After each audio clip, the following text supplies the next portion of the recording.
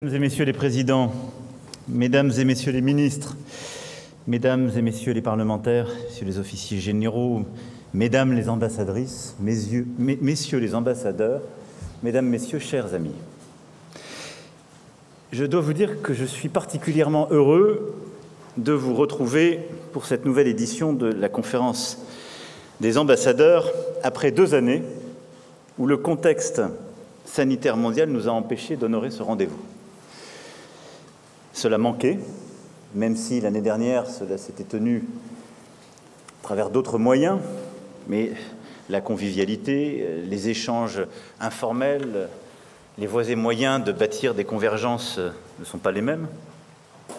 Et permettez-moi de vous dire, en ouvrant ce propos, d'abord mes remerciements, parce que cette longue crise du Covid-19, qui a touché notre pays profondément, a aussi beaucoup éprouvé, je le sais, vos équipes, parfois vous-même et vos familles. Plusieurs parmi vous ont eu à servir dans des pays qui étaient lourdement frappés, ont eu des contraintes fortes, sont restés pendant de longs mois dans des conditions difficiles, mais surtout vous avez, avec vos équipes, contribué à cette mission essentielle qui fut la nôtre durant cette période, de protéger les Françaises et les Français. Et donc je veux saluer l'engagement exceptionnel dont vous avez fait preuve avec l'ensemble de vos équipes à l'égard de nos ressortissants, protégés, parfois rapatriés, nous nous en souvenons dans les premiers temps de l'épidémie, permettre l'accès aux vaccins, les rapatriements en cours de crise, la prise en charge de l'éducation des enfants et l'ensemble de la somme des épreuves auxquelles cette période inédite a confronté notre réseau diplomatique, consulaire, culturel et éducatif. Je veux aussi saluer, en même temps que chacune et chacun d'entre vous, dans vos postes, l'action du Centre de crise et de soutien qui a accompli un travail exceptionnel face à cette crise sanitaire, comme il l'a accompli avec l'aide et le relais de plusieurs d'entre vous, également en Afghanistan l'été dernier et aujourd'hui en Ukraine. Durant ces dernières années, les crises se sont donc multipliées, exacerbées, si je puis dire, mais souhaitant qu'une crise ne chasse pas l'autre, je voulais commencer par saluer cet engagement fort qui a été tout particulièrement le vôtre durant cette période. Malgré la pandémie, j'ai pu compter sur vous et sur votre engagement au cours des 5 dernières années au service de notre pays. Malgré parfois des vents contraires, des événements inattendus, je crois pouvoir dire que nous avons bâti à la fois des actions concrètes, mais aussi des cadres de référence utiles pour l'action collective. Nous avons fait du renforcement de la souveraineté européenne une réalité tangible. Et je le dis ici avec beaucoup de force, lorsque, en septembre 2017, à la Sorbonne, je me suis exprimé en proposant en votre nom, en notre nom à tous, une Europe plus unie, plus souveraine, plus démocratique, les commentaires étaient nombreux partout en Europe pour dire lubie française. Une Europe plus souveraine, qu'est-ce que c'est que cette affaire? Une autonomie stratégique, qu'est-ce que c'est que cette réalité? On aura tôt fait de revenir aux principes dans lesquels on avait vécu jusque-là. La réalité sera différente, cela restera des mots. Nous avons posé le cadre. J'ai plaisir à constater que ce cadre, aujourd'hui, s'est généralisé. Il a été progressivement adopté par l'Europe entière et il est maintenant assumé par l'Allemagne. Je veux ici saluer le discours que le chancelier Scholz a tenu il y a 2 jours à Prague, qui s'inscrit complètement dans le droit fil de cette pensée, de cette action. Surtout, nous avons ensemble agi, bâti une Europe de la défense plus forte, brique après brique. Nous l'avons fait sur le plan multilatéral et bilatéral, avec des accords particuliers, avec la Grèce ou la Croatie, pour ne citer que. Nous avons renforcé cette Union européenne, nous avons aussi structuré des accords bilatéraux inédits avec l'Allemagne ou avec l'Italie. Et puis notre Europe a avancé face aux crises, face à la pandémie, par l'action de notre réseau. C'est notre Europe qui a fourni les vaccins et qui a donc contribué à protéger. C'est notre Europe aussi qui a assuré une relance économique essentielle par un accord entre l'Allemagne et la France dès le mois de mai 2020, puis un accord européen en juillet 2020 qui nous a permis une capacité d'investissement inédite à 27 et la mutualisation de dettes communes pour des investissements à venir. Là aussi, ça paraissait totalement impensable. Et face au retour de la guerre sur notre continent, Nous avons apporté une réponse unie, rapide et forte en imposant des sanctions massives et inédites à la Russie, 2 jours après le début du conflit, en gardant notre unité, en bannissant de nos démocraties les organes de propagande du Kremlin et en actant le pas historique de l'octroi du statut de candidat à l'Ukraine et à la Moldavie. Mais ça n'est pas simplement en répondant aux crises que notre Europe a avancé. Il y a un bilan, je le disais, celui de l'Europe de la défense, par exemple, pour n'en citer qu'un, celui d'une Europe aussi plus souveraine sur le plan technologique, avec une régulation de l'Internet absolument fondamentale, et il y a le bilan de la présidence française de l'Union européenne, qui est votre bilan, celui mené par, justement, l'action Guy d'Orsay, notre représentation permanente, qui a piloté l'interministérialité en lien avec aussi le SGAE, qui a mobilisé beaucoup de ministres ici présents. Mais malgré la guerre, commencée dès le 24 février, malgré la pandémie qui était encore là, malgré le contexte sur lequel je n'ai pas besoin de revenir de notre pays sur le plan politique, notre présidence française de l'Union européenne a permis des avancées, là aussi, fondamentales pour notre continent. Dans la lutte contre le changement climatique, pour atteindre notre objectif de 55% de réduction de nos émissions à l'horizon 2030, le fameux paquet Fit for 55, pour parler en bon breton, a avancé avec plus d'une dizaine de textes qui ont été consacrés.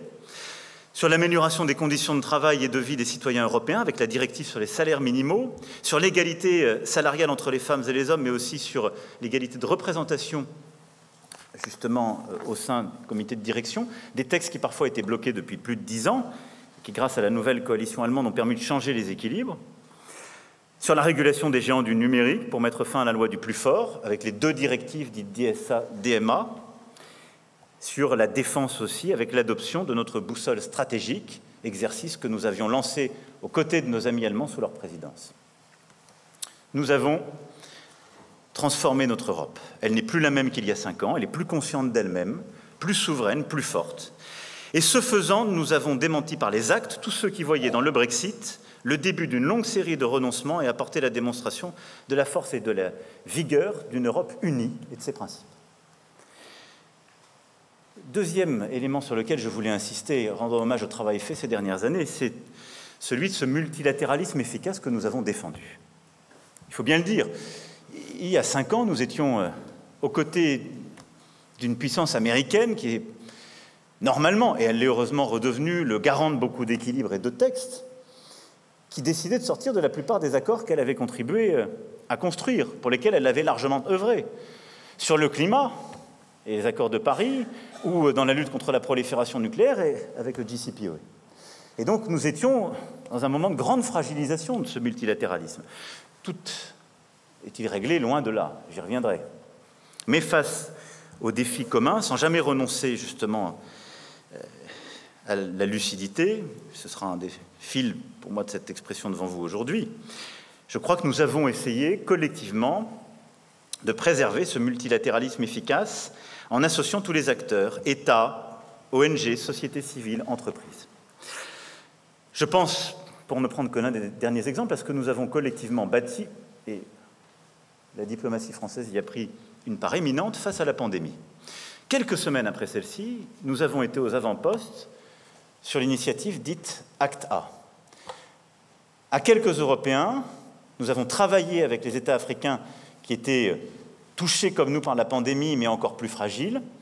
La France s'est trouvée invitée pour la première fois à un bureau exécutif de l'Union africaine pour partager une stratégie.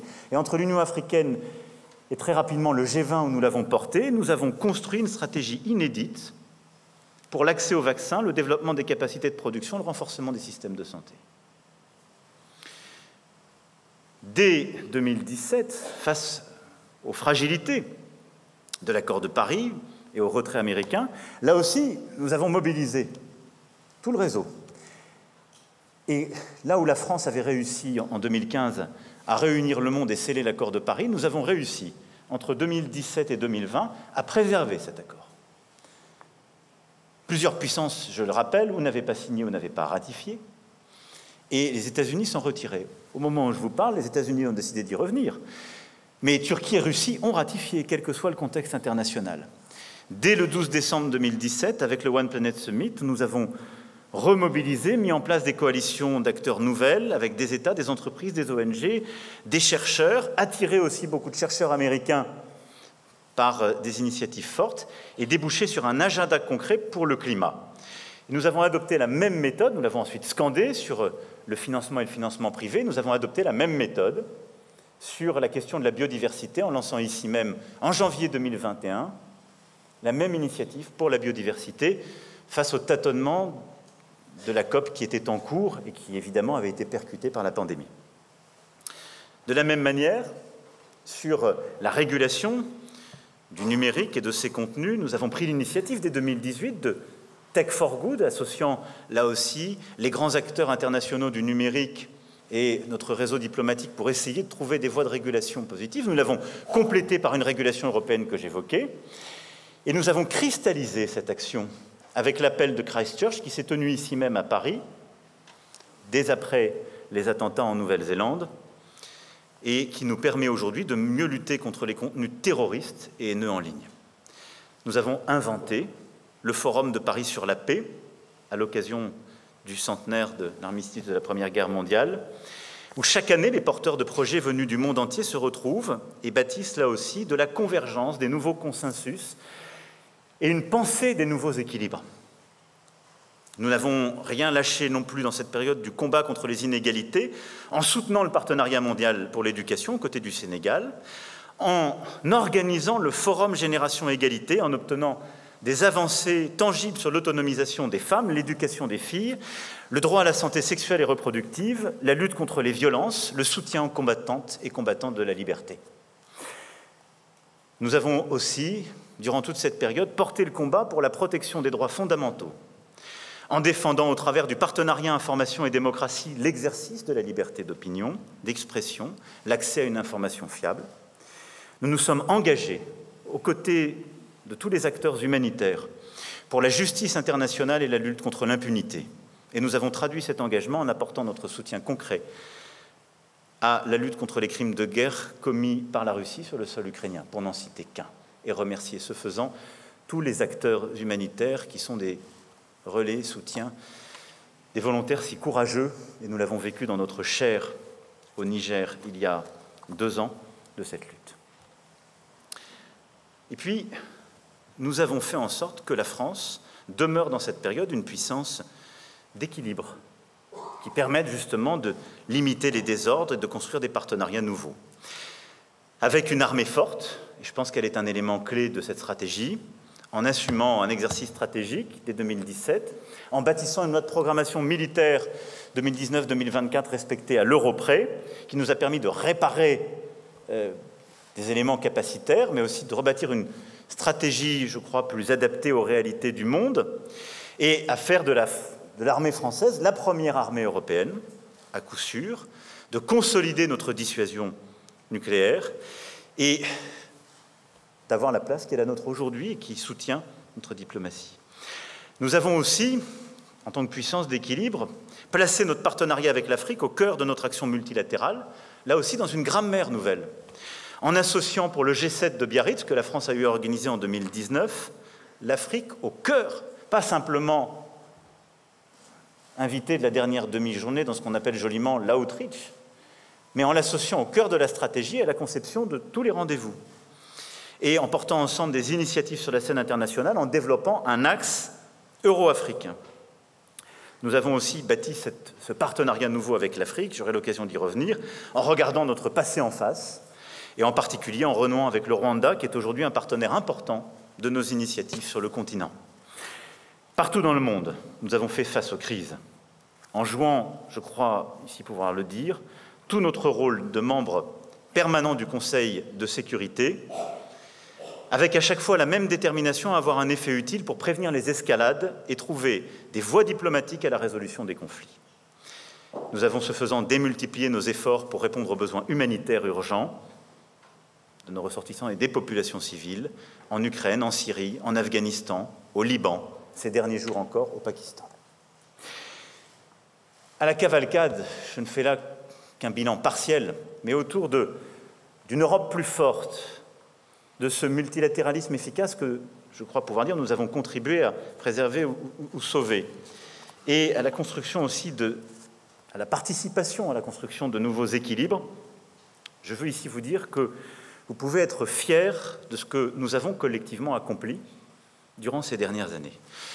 La France n'a pas tout fait toute seule, ni pensé tous les concepts. Nous en avons poussé certains. En tout cas, nous avons toujours fait partie, si je puis dire, des avant-gardes de bonne volonté. Et c'est à mes yeux la plus grande des fiertés, avec constamment le souci de trouver les chemins les plus efficaces pour rassembler et réunir. Avec ce qu'il faut garder pour les années à venir, un souci d'efficacité. Oublions que l'idée vient d'ici, si la condition pour qu'elle se diffuse est qu'elle ait plusieurs paternités. C'est ce qu'il faut faire partout. C'est beaucoup mieux. Mais je crois pouvoir dire que votre action, à la fois la défense des intérêts de la France, les convictions qui sont les nôtres, notre volonté aussi de porter notre influence et notre attractivité, j'y reviendrai, ont été absolument clés dans cette période. C'est aussi pourquoi, depuis 2017, j'ai voulu que les moyens de notre action internationale soient consolidés et adaptés. Au travers de la loi du 4 août 2021, je salue la présence, Madame la Ministre, de votre prédécesseur et la continuité d'action dans laquelle nous nous inscrivons. À travers la loi du 4 août 2021, nous avons acté une trajectoire de croissance des moyens de notre aide publique au développement qui se poursuivra au cours de ce second quinquennat. Nous avons veillé à ce que ces moyens redonnent à notre diplomatie une agilité, une capacité d'entraînement, je le sais, dont beaucoup d'entre vous avaient le sentiment qu'elle s'était affaiblie.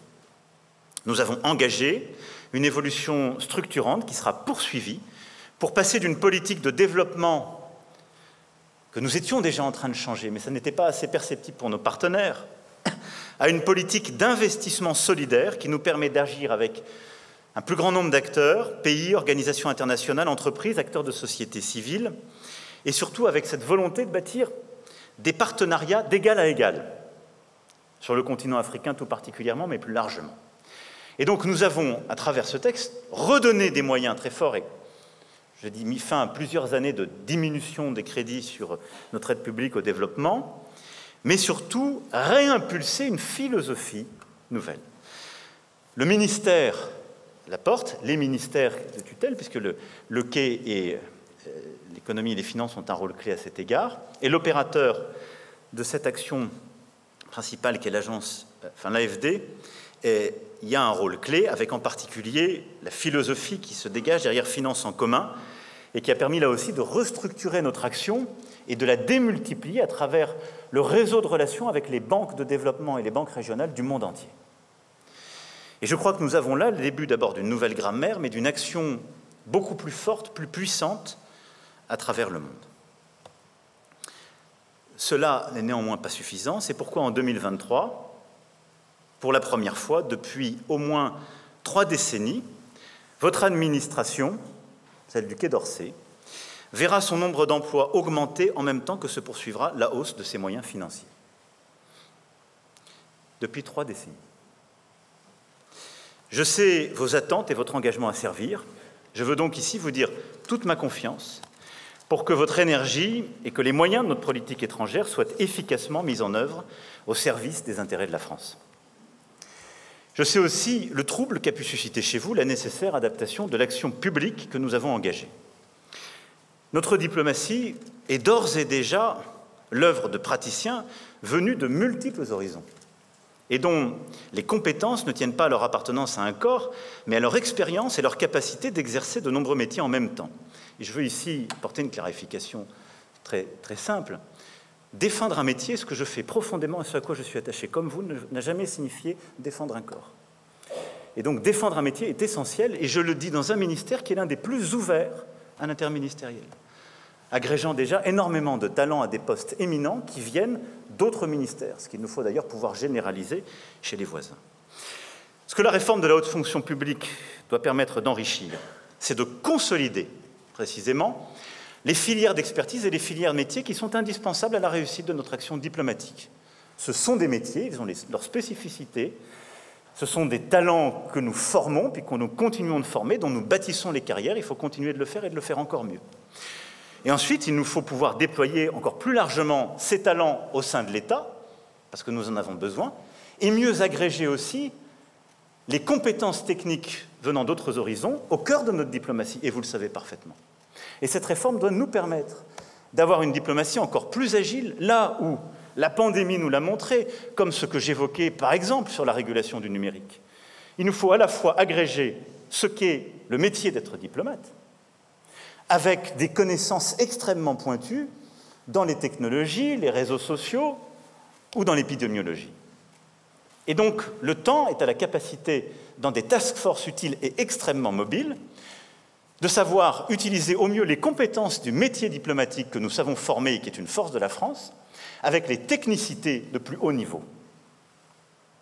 Nous ne pouvons nous satisfaire d'avoir sinon des bons généralistes partout. Ce n'est pas le cas, mais nous devons encore renforcer cette cohérence et cette force de notre action. C'est cette philosophie qui nous guidera. C'est pourquoi je vous encourage à vous approprier pleinement cette réforme, qui, à mon avis, est bonne en particulier pour le Quai d'Orsay, de telle manière que le ministère de l'Europe et des Affaires étrangères soit véritablement le chef de file interministériel de l'action internationale. Et c'est aussi cela ce que ça permettra de faire. Là où, depuis plusieurs années, pour ne pas dire décennies, il y avait une forme de tentation progressive, à cause de matières de plus en plus techniques à l'international, de voir les sujets sortir du Quai d'Orsay pour avoir des irrédentismes à l'international dans chaque ministère. C'est par cette réforme aussi qu'on retrouvera cette cohérence d'action où le Quai d'Orsay a cette vocation interministérielle de porter en bonne synergie et connaissance, mais avec un chef de fila clair.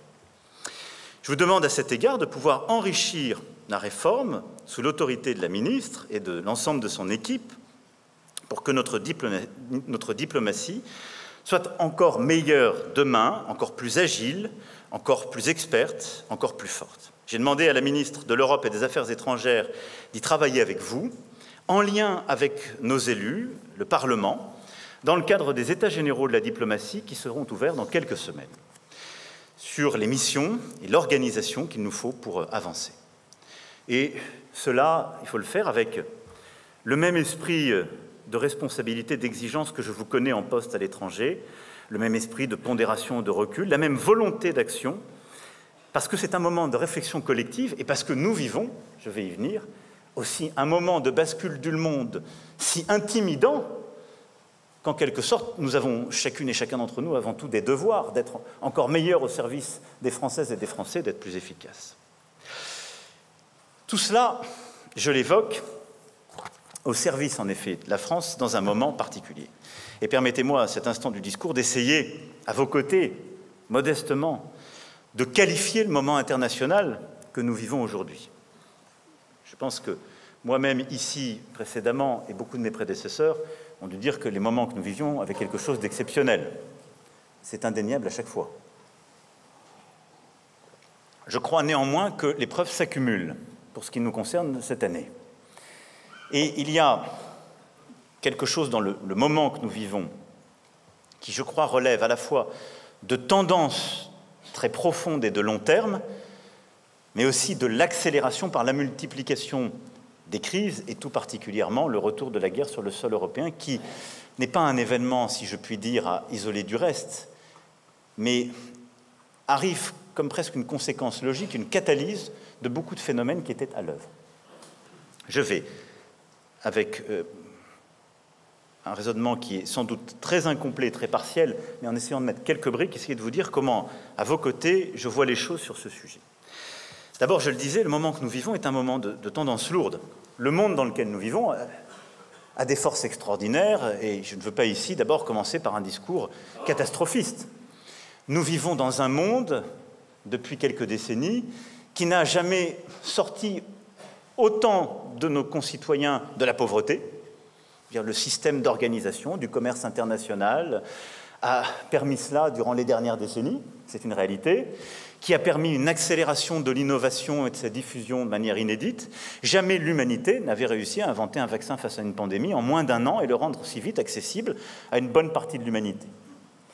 Avec des inégalités que nous avons vues à l'œuvre, mais aussi avec une mobilisation pour essayer de les conjurer le plus vite possible.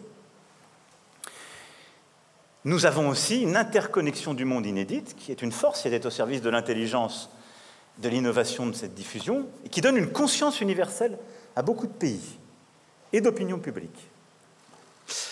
Mais force est de constater, je n'égrainerai pas là tout ce qui est source d'optimisme dans le monde où nous vivons, que nous sommes plongés dans une réalité où il y a, au fond, une forme de paradoxe.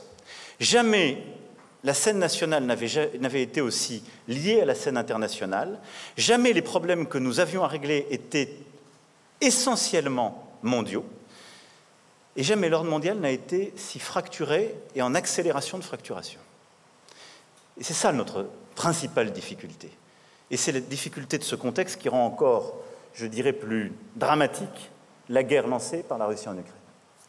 Je m'explique. En effet, il y a une interdépendance croissante de nos économies, de nos opinions publiques avec le reste du monde pour les raisons que j'évoquais, d'innovation, et qui ont changé profondément nos sociétés, nos démocraties. Nos économies sont ouvertes et interdépendantes, nos peuples voyagent, et donc nos pays sont interdépendants à tous égards, et nous sommes branchés avec le reste du monde, nous comparons, nous savons, nous sommes informés.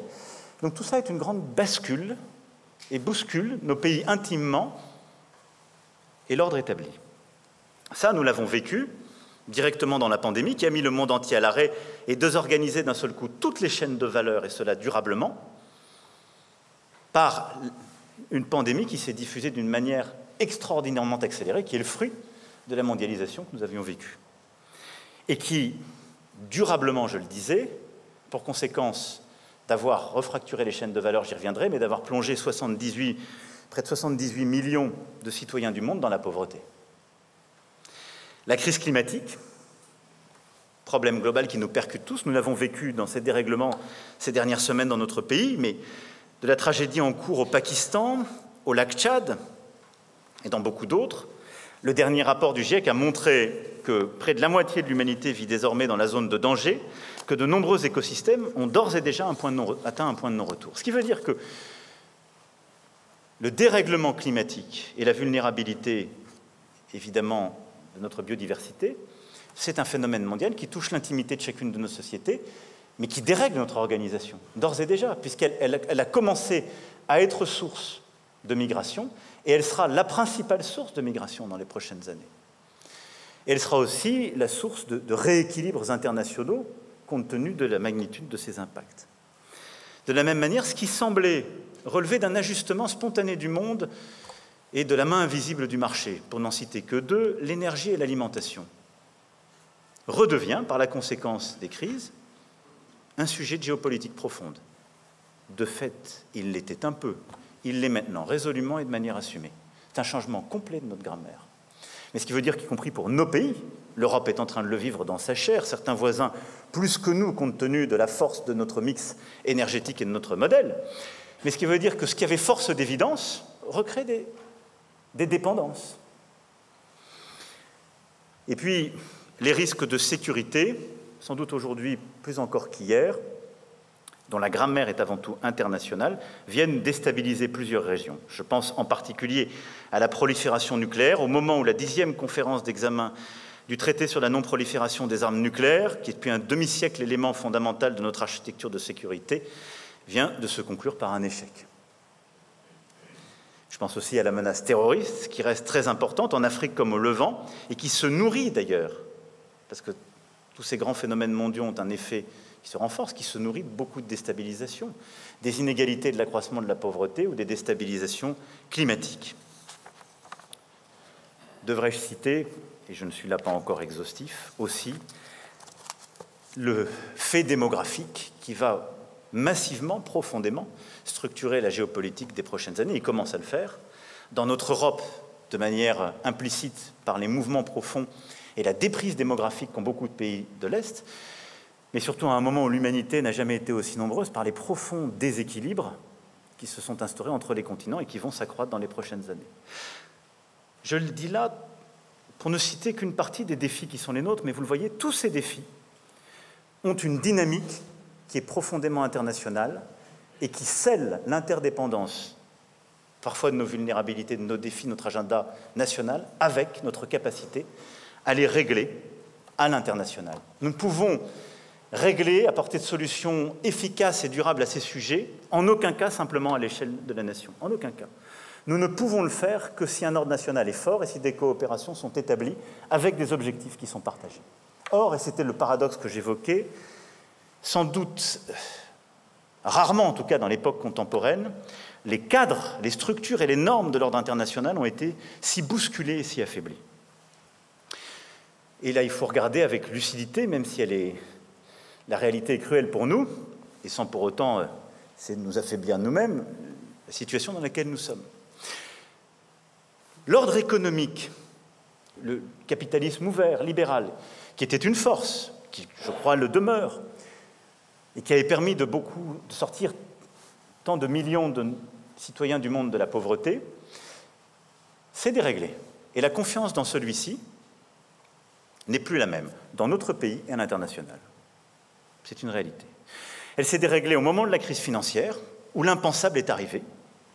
Elle s'est déréglée dans le règlement de la crise financière, où ceux qui en ont le plus souffert ont été les classes moyennes, en particulier en Europe.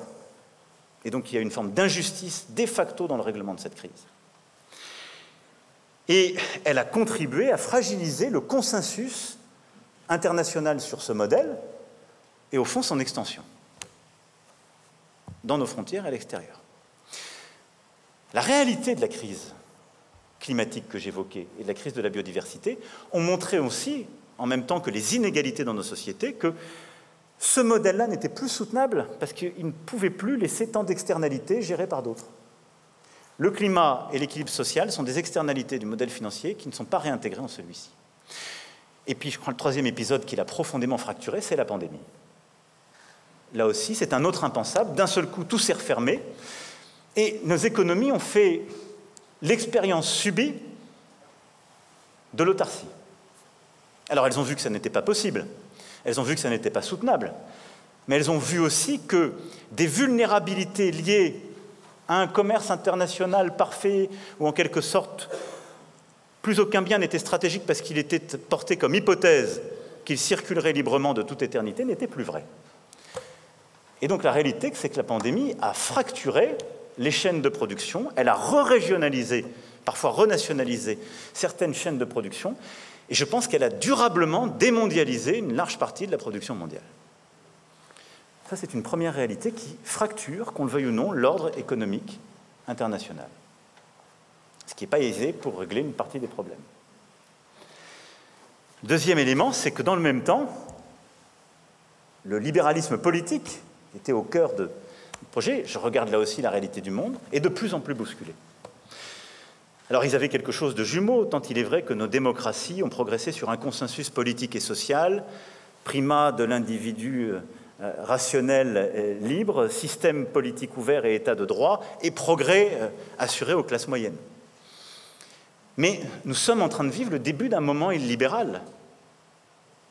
Et la téléologie dans laquelle nous étions plongés depuis 1990, qui était l'extension de nos valeurs, de nos systèmes de droit et de nos systèmes politiques, n'est plus une réalité. Et la capacité à convaincre ou l'imposer comme un modèle qui est, en quelque sorte, non contestable et qui serait l'aboutissement de l'humanité, je le dis ici, ne fonctionne plus. Modeste expérience lucide de discussion avec beaucoup de chefs d'État et de gouvernements de plusieurs continents. Parce qu'elle est bousculée d'abord chez nous, et ensuite parce que beaucoup nous disent « ce modèle est-il si fort, vous semblez si malheureux ».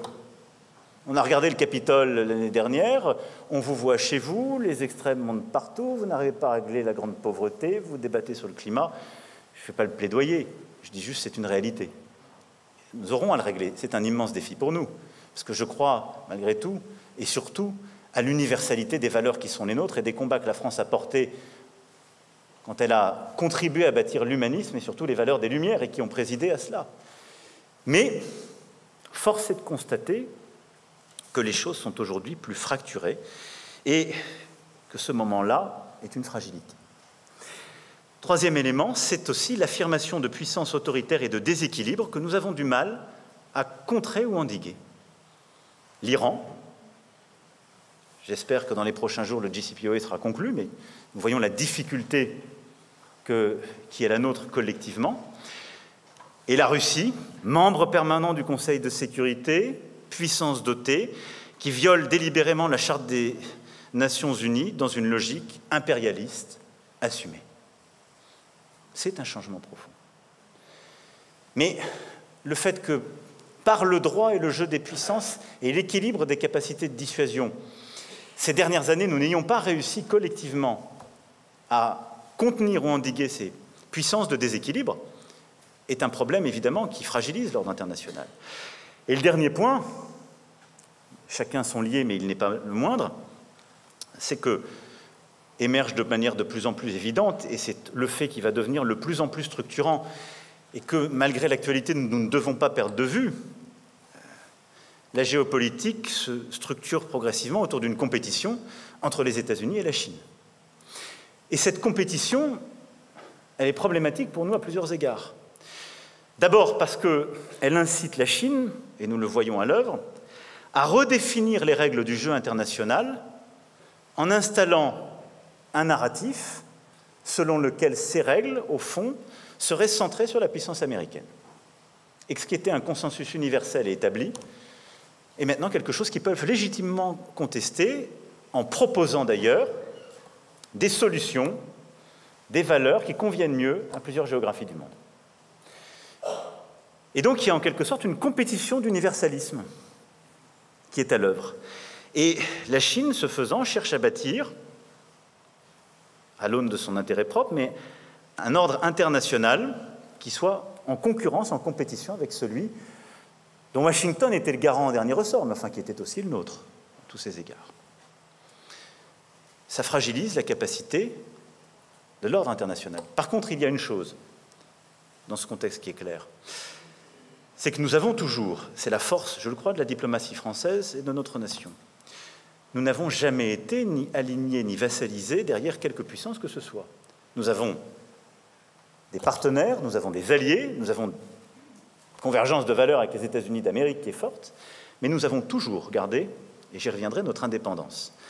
La menace de ce moment est évidemment qu'on somme chacun de choisir son camp, et que cette compétition structure, fracture profondément et fragilise les initiatives internationales. Et nous avons vu cette compétition à l'œuvre au sein même de l'Organisation mondiale de la santé, au cœur de la crise. Tout ça pour dire que, et je ne dresse là, encore une fois, qu'un panorama partiel, mais la capacité de l'ordre international à agir collectivement sur des consensus établis et partagés par tous malgré des désaccords partiels, s'est affaibli ces 10 dernières années. C'est un état de fait. Et qu'au moment même où, pour régler les problèmes qui sont aussi les nôtres et ceux de la planète, nous avons besoin de plus de coopération, la capacité à en produire s'est affaiblie. C'est ça notre défi. Et c'est dans ce contexte-là que la guerre, décidée par la Russie en Ukraine, et le retour de la guerre sur le sol européen, prend une nature toute particulière. Et est un moment, je le crois, de profonde bascule pour nous, notre continent et l'ordre international. L'invasion de l'Ukraine par la Russie est une rupture historique parce qu'elle affecte directement notre sécurité, dans le contexte que je viens d'évoquer. Elle viole et sape les principes sur lesquels nous avions bâti la paix depuis des décennies. L'intégrité territoriale des États, leur égalité souveraine, la Charte des Nations Unies. Et elle rend plus difficile encore la résolution des crises internationales par la division profonde du Conseil de sécurité des Nations Unies et la déconstruction des traités et des cadres de notre architecture de sécurité.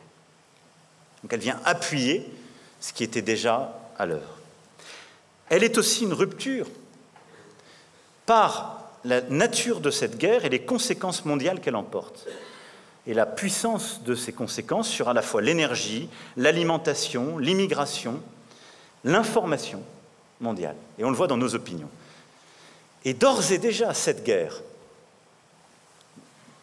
j'y reviendrai, pour laquelle nous faisons tout pour qu'elle ne se mondialise pas, c'est une guerre hybride mondialisée. C'est la première guerre hybride qui, par les techniques utilisées par la Russie, et ce, dès l'utilisation du fait migratoire par le truchement de la Biélorussie, plusieurs mois avant la guerre, a décidé d'utiliser ce qu'elle avait théorisé il y a quelques années, l'hybridité, et par le truchement de cette hybridité et des quelques leviers que je viens d'évoquer, à mondialiser le conflit. Et fait aussi que nous sommes plongés dans une guerre de narratif, dans une guerre d'interprétation, parce que la Russie veut utiliser le contexte que je viens d'évoquer et en quelque sorte installer un relativisme contemporain où le travail de sape qui a été fait sur l'universalisme de nos valeurs et le consensus qui existait jusque-là sur les principes de l'ordre international ayant été fragilisé ou bousculé chez certains, elle invoque en quelque sorte la rationalité, la logique, elle change le système de culpabilité en le mettant du côté de l'OTAN et elle naturalise et en quelque sorte légitime en totalité, dans une logique implacable, sa propre intervention. Ce faisant, elle scelle un travail qui est à l'œuvre d'affaiblissement, mais qui est extrêmement dangereux pour l'ordre international et pour l'intimité de nos démocraties. Elle ajoute aussi à la somme des déséquilibres qui lui préexistaient le danger d'une déflagration à l'impact mondial et au fond de rendre ces fragmentations que j'évoquais, ces fracturations totalement irréversibles. Elle engendre aussi de nouveaux et profonds déséquilibres.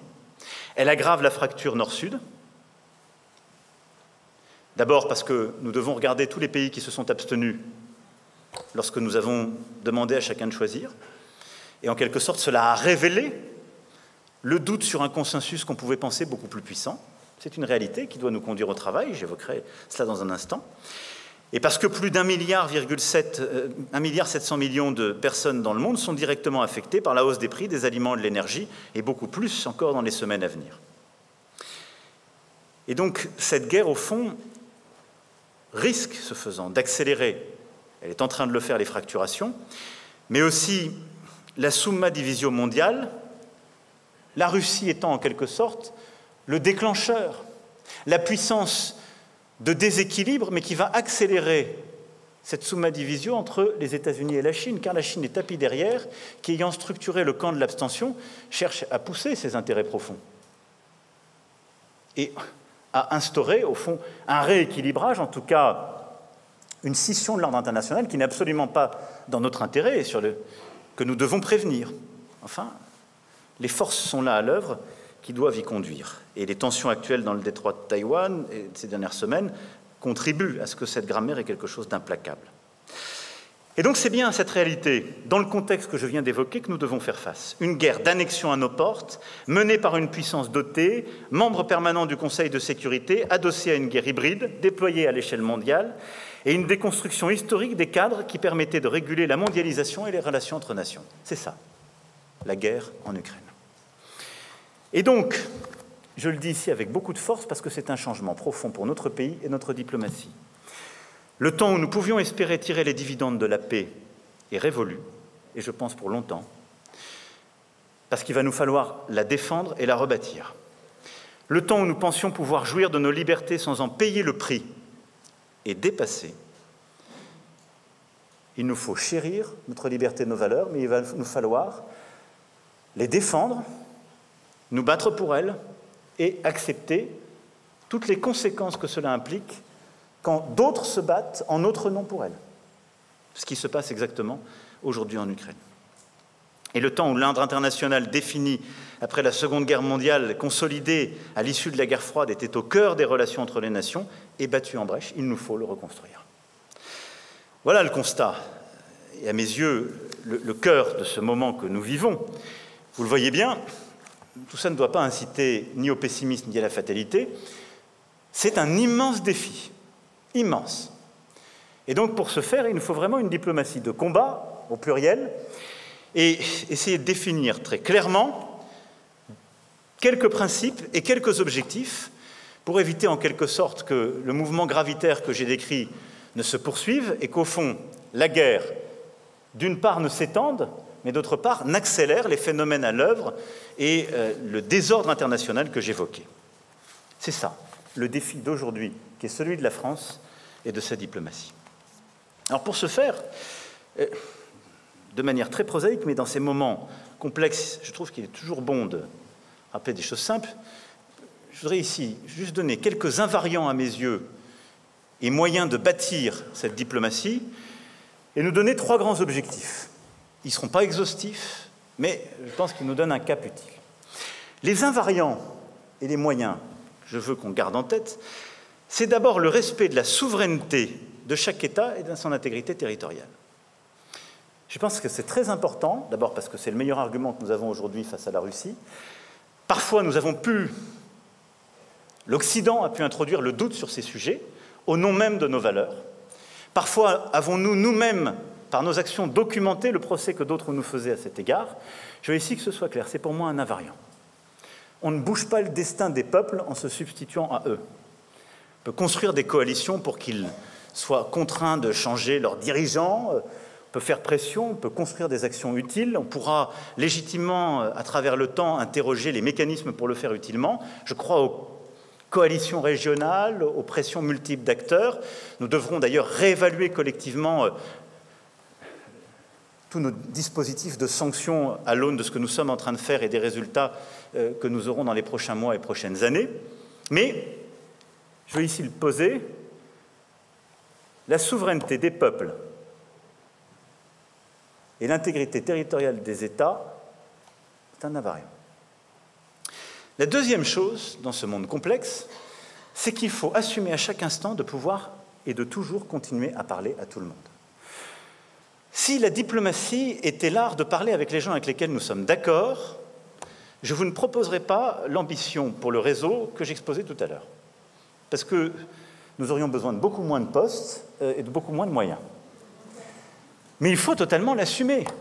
Et il ne faut céder à aucune forme de fausse morale qui nous impuissanterait. Qui a envie que la Turquie soit la seule puissance du monde qui continue à parler et à être membre de l'OTAN, dois-je le rappeler, et à parler à la Russie?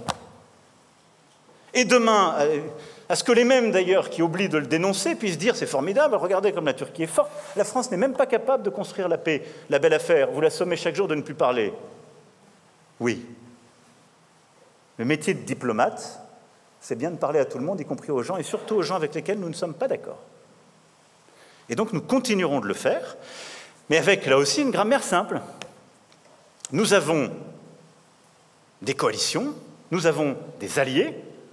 Nous défendons la cohérence avec nos alliés. C'est pour ça que, étant alliés de l'OTAN, nous avons décidé avec les autres membres de sanctions, et nous ne faisons pas partie de certains membres de l'OTAN qui n'ont pas mis les sanctions, mais vont faire du commerce avec la même Russie. Je le dis ici en fermant la parenthèse, mais comme ça se fait dans un silence assourdissant, c'est bon de le rappeler. Nous avons des alliances, des coalitions d'action, nous sommes cohérents, mais nous devons défendre une liberté d'action, de dialogue, pour avoir une action utile. Et puis le troisième élément, c'est que je crois que nous allons devoir de plus en plus, et je pense que c'est une force de notre réseau, c'est dans ses gènes, bâtir de plus en plus de partenariats équilibrés, d'égaux à égaux. Les grandes structures, avec une puissance fêtière qui essaie de vassaliser les autres, ça ne marche plus. Ça marchera de moins en moins.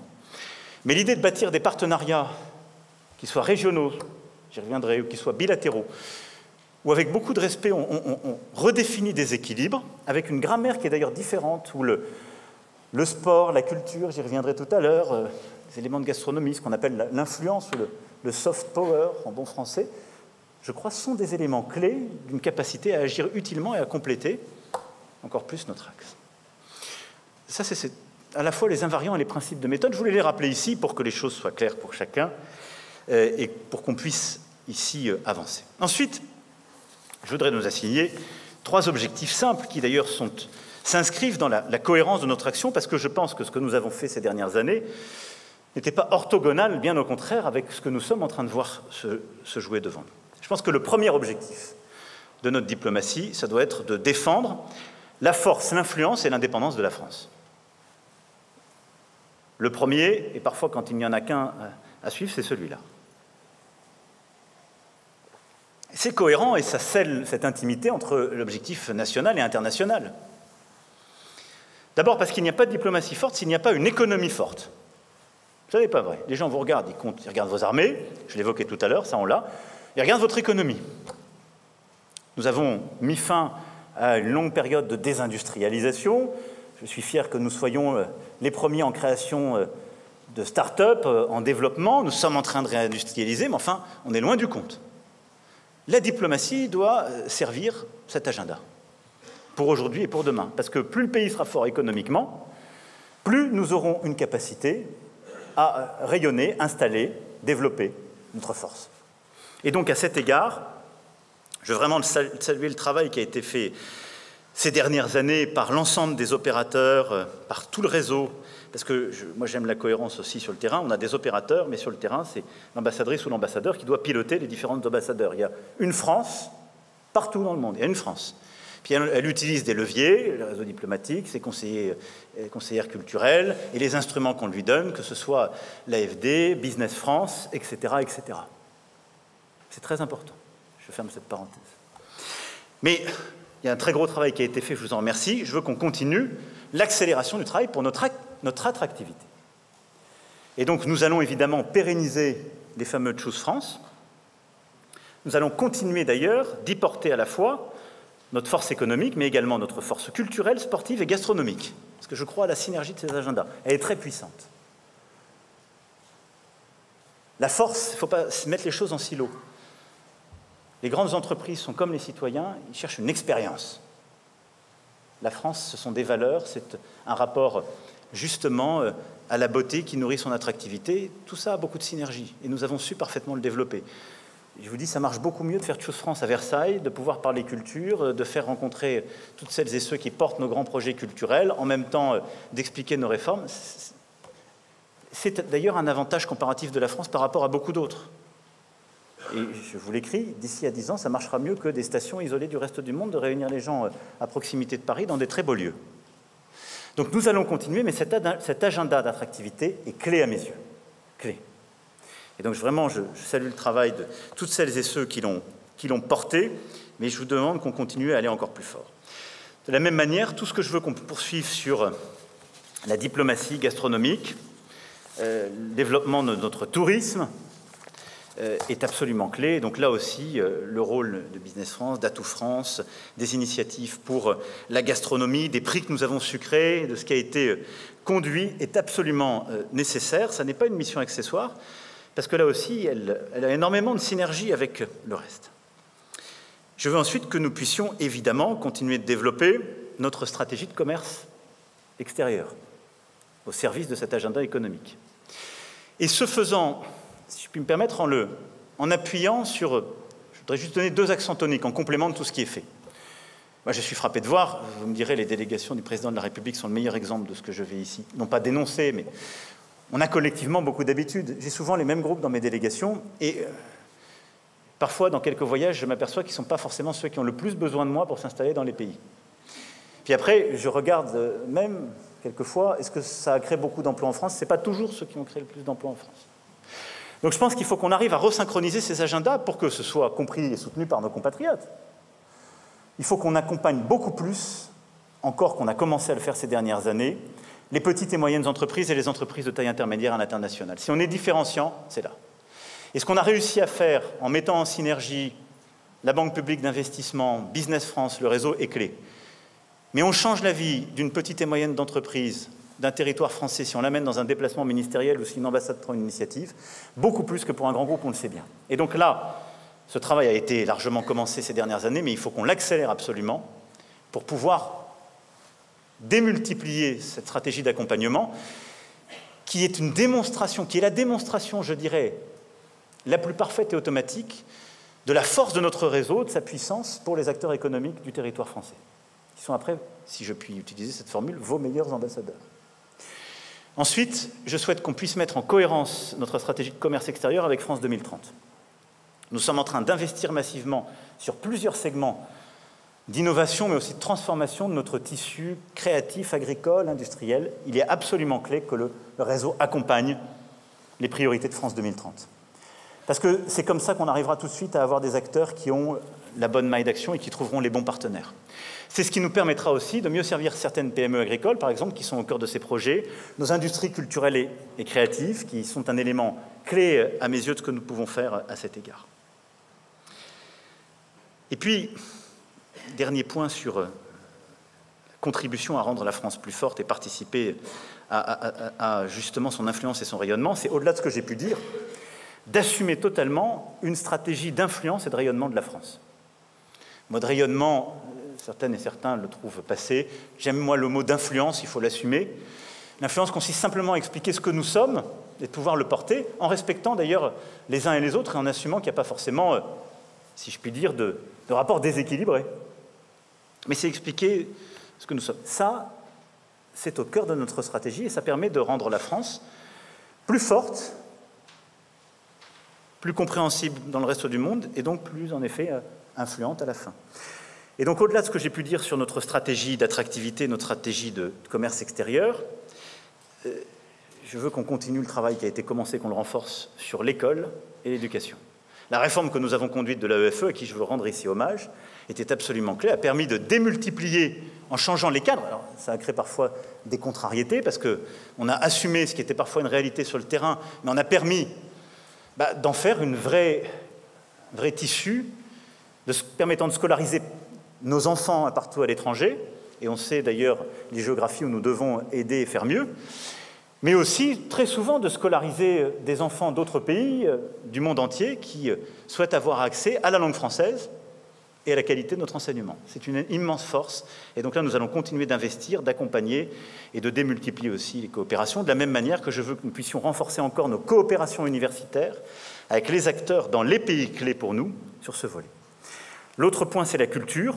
Je l'ai évoqué rapidement, mais le réseau a un rôle clé aux côtés de l'Institut français, qui, à cet égard, là aussi, est l'entité fêtière, et dont je remercie la mobilisation et celle de tous ces agents pour nous permettre de bâtir des projets culturels partout dans le monde. Vous le faites chaque jour, mais je souhaite qu'on lui donne une nouvelle impulsion. On a réussi à le faire ces dernières années. On en voit la force dans beaucoup de pays où je me suis rendu récemment, en particulier en Afrique, mais ces projets culturels, je veux qu'on les bâtisse sur cette philosophie du partenariat d'égal à égal, et en s'appuyant aussi sur les risques que nous avons pris collectivement. Le changement de philosophie profond que la France a porté sur la restitution des œuvres d'art est un levier extraordinaire de partenariat culturel et de création. Le Bénin en est le meilleur exemple. La restitution des 26 œuvres de Trésor d'Abomey a permis, pas simplement ce qui est à mes yeux une œuvre de justice et de cohérence scientifique et culturelle, mais d'irriguer la créativité contemporaine et de la faire ensuite recirculer en France et de la donner à voir. Et c'est ça qu'il nous faut déployer partout, parce que ça change profondément le regard que beaucoup de pays ont de la France, que leurs opinions publiques ou leur jeunesse ont de la France. Et à cet égard, nous devons aussi démultiplier nos coopérations sur l'industrie culturelle et créative, sur le patrimoine, et réussir là aussi à utiliser des formes partenariales que nous réinvestissons. C'est ce qui a été fait il y a maintenant plusieurs années, et sous l'autorité de François Hollande avec ALIF, et qui est, je pense, une formidable capacité pour la France à rayonner sur le patrimonial dans les zones de crise ou de guerre, et à avoir cette puissance justement scientifique et culturelle. C'est ce que nous sommes en train de faire sur la francophonie, où nous avons assumé, en quelque sorte, que l'épicentre et les acteurs aujourd'hui clés étaient sans doute les pays d'Afrique, et comme je l'ai dit plusieurs fois, l'épicentre est dans le bassin du fleuve Congo, mais en assumant là aussi un rôle pour la France, accompagnant les projets de traduction, les projets de reconnaissance des écrivains, de défense des écrivains, un jeu par les opinions publiques et la création aussi de déploiement de nos valeurs et de notre agenda diplomatique, mais par d'autres voies, et également avec des initiatives fortes comme Villers-Cotterêts, que nous ouvrirons au printemps 2023, où nous aurons, au cœur de la France, un projet qui donnera à voir, pas simplement un musée, mais aussi un lieu de recherche, d'éducation, de création, de la langue française, et pas simplement en France, mais à travers le monde. Et donc, vous le voyez, cet ensemble d'initiatives, et là aussi je ne suis que partiel, est clé pour cette stratégie d'influence de la France et place la culture au cœur de cet agenda. Notre sport doit aussi être au cœur de cet agenda d'influence, parce que la possibilité que nous nous sommes offertes d'organiser les Jeux Olympiques en France en 2024, c'est un moment de mobilisation de tout notre réseau inédit. D'abord parce que nous aurons un événement diplomatique et protocolaire unique à organiser à Paris, en Seine-Saint-Denis, à Marseille, en Polynésie française et dans tous les territoires qui sont mobilisés autour de cet événement. Mais surtout, nous avons des jalons à mettre en place. et à avoir une stratégie sport-éducation qui est à mettre au cœur de notre diplomatie. Parce que c'est aussi un des truchements de notre influence et de notre capacité à parler différemment aux opinions publiques et à certains pays. Avec le continent africain, avec le continent asiatique, avec le continent latino-américain, la stratégie sportive et éducative est un levier de création de projets communs, comme le ministère a su le faire, entre autres, avec l'AFD, mais c'est un changement complet des perspectives. Complet. Ce sont d'autres acteurs. C'est la capacité que nous avons par le sport aussi à valoriser nos diasporas, et c'est un changement complet également de la perception de la France. Et donc, la puissance créatrice qu'il y a derrière ces initiatives font que, pour ça j'y insiste tant, ne sont pas du tout des sujets anecdotiques. Et donc, vous le voyez bien, cette stratégie d'influence au service d'une France plus forte, qui passe par la gastronomie, par l'école, par la culture, par le sport, elle est absolument cœur dans les missions de notre réseau.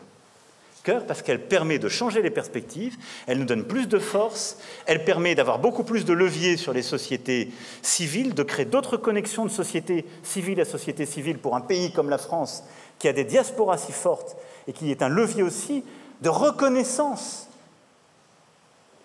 de la force de nos diasporas, pour elles-mêmes et par elles-mêmes.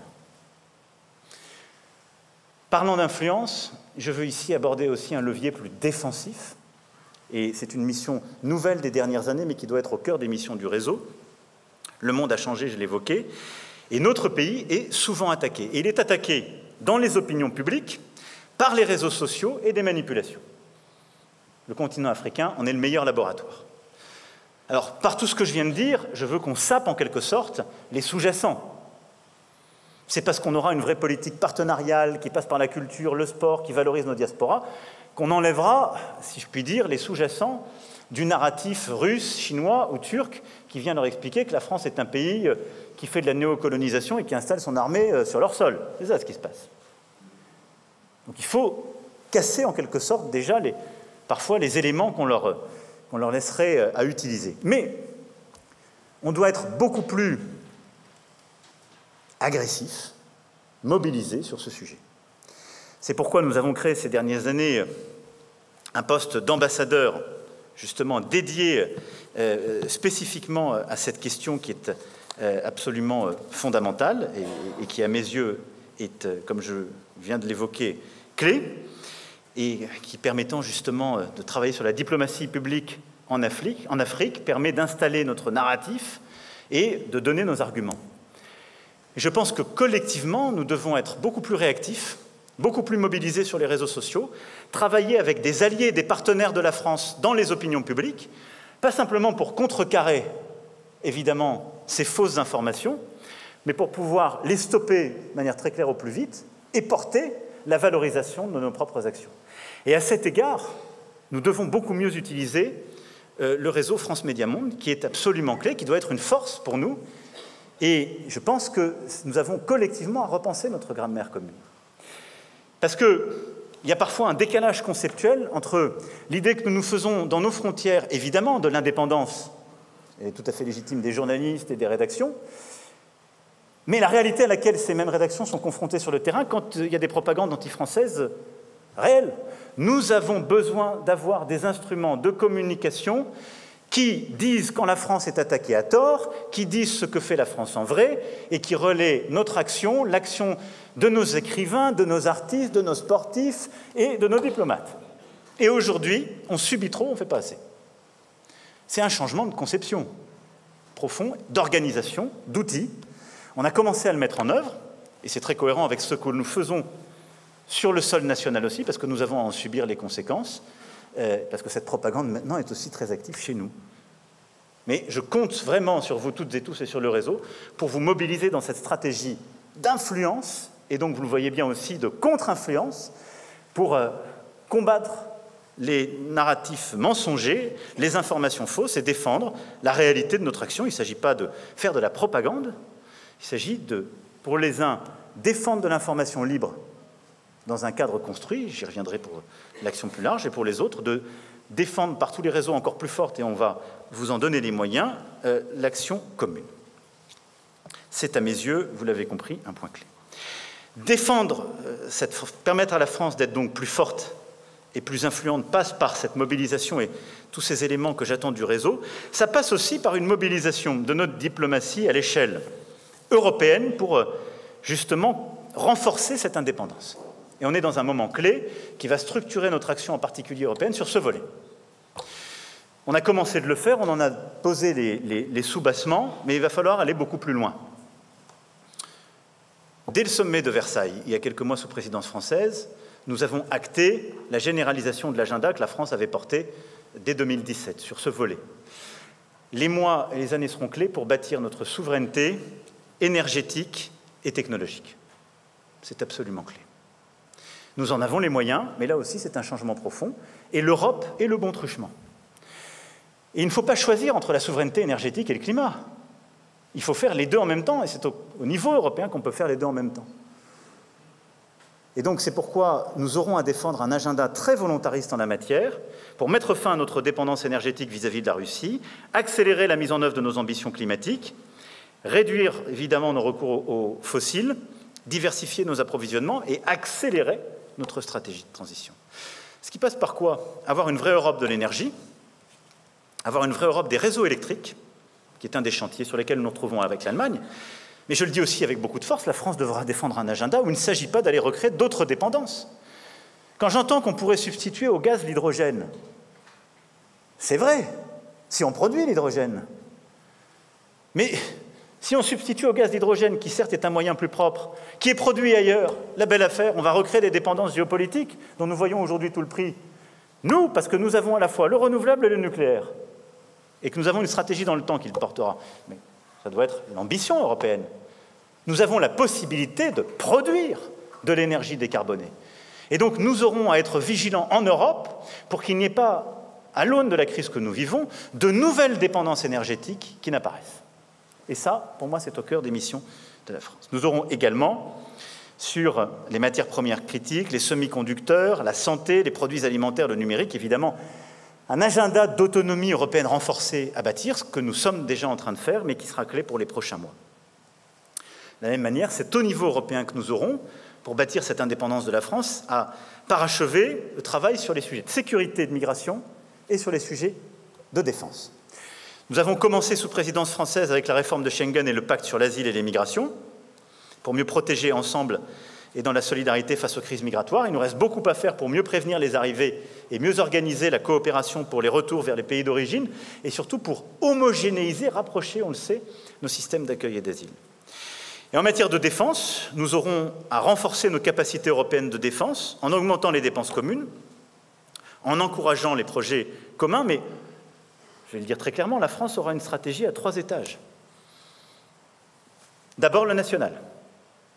C'est pourquoi j'ai demandé au ministre et au chef d'état-major des armées de construire un exercice stratégique qui sera parachevé pour la fin du mois de septembre, qui donnera lieu ensuite à un exercice reprogrammation d'une loi de programmation militaire qui, en fin d'année, début d'année prochaine, sera parachevé et qui donnera lieu ensuite à un texte de loi qui pourra, début 2023, arriver au Parlement, avec, là aussi, la prise en compte des nouvelles réalités, des nouveaux besoins. Le deuxième étage sera évidemment l'étage européen, avec la consolidation de nos coopérations nouvelles, mais une cohérence plus forte que nous devons avoir. Si chaque État européen dépense davantage, ça n'est pas pour acheter non européen. Et donc là aussi, il faut sortir progressivement d'une logique de dépendance qui est clé pour avoir notre capacité d'action stratégique et ne pas subir les normes qui sont imposées hors de l'Europe. Absurde serait le continent qui déciderait de massivement, dans un contexte économique comme le nôtre, d'investir pour acheter ailleurs et ne pas avoir la liberté d'action. Et donc nous allons devoir là continuer de porter le fer, parce que ça n'est pas automatique chez tous nos partenaires, mais je crois que c'est cohérent. Puis le troisième étage, c'est celui de l'OTAN. Je crois que nous avons collectivement démontré que l'Europe de la défense n'était pas en concurrence ou un substitut à l'OTAN, mais qu'elle en était un des piliers, parce que là aussi, il se trouve que dans l'Alliance, nous ne voulons pas être simplement des partenaires vassalisés qui ne dépendons que d'une puissance qui a la capacité. Et avoir une Europe plus forte, c'est aussi acter que l'Europe a besoin parfois de pouvoir choisir pour elle-même la sécurité sur son sol ou dans son voisinage. Je me félicite aujourd'hui que nous ayons Un président comme le président Biden qui partage nos valeurs, qui a remis les États-Unis d'Amérique sur le fil d'un progressisme et d'une coopération avec nous tous. Enfin, nous avons payé le prix de l'incertitude. Peut-on suspendre notre sécurité collective au choix de l'électeur américain? À titre personnel, pour avoir vécu les conséquences, non. Et donc, c'est formidable d'avoir un allié fort, mobilisé, qui pense sur beaucoup de choses avec nous et qui est prêt à agir. C'est encore mieux de pouvoir le mobiliser à nos côtés, mais de ne pas en dépendre. Et c'est cette grammaire aussi que nous sommes en train d'installer au sein de l'OTAN, et je pense qu'elle est indispensable. Et je me félicite à cet égard que ces derniers mois, nous ayons pour consolider l'Europe de la défense avec le choix fait par le Danemark de rejoindre justement nos politiques communes en la matière, et consolider l'OTAN avec le choix fait par la Suède et la Finlande, choix souverain de rejoindre l'Alliance. Vous le voyez, à travers ça, c'est bien notre indépendance que nous renforçons et que nous consolidons.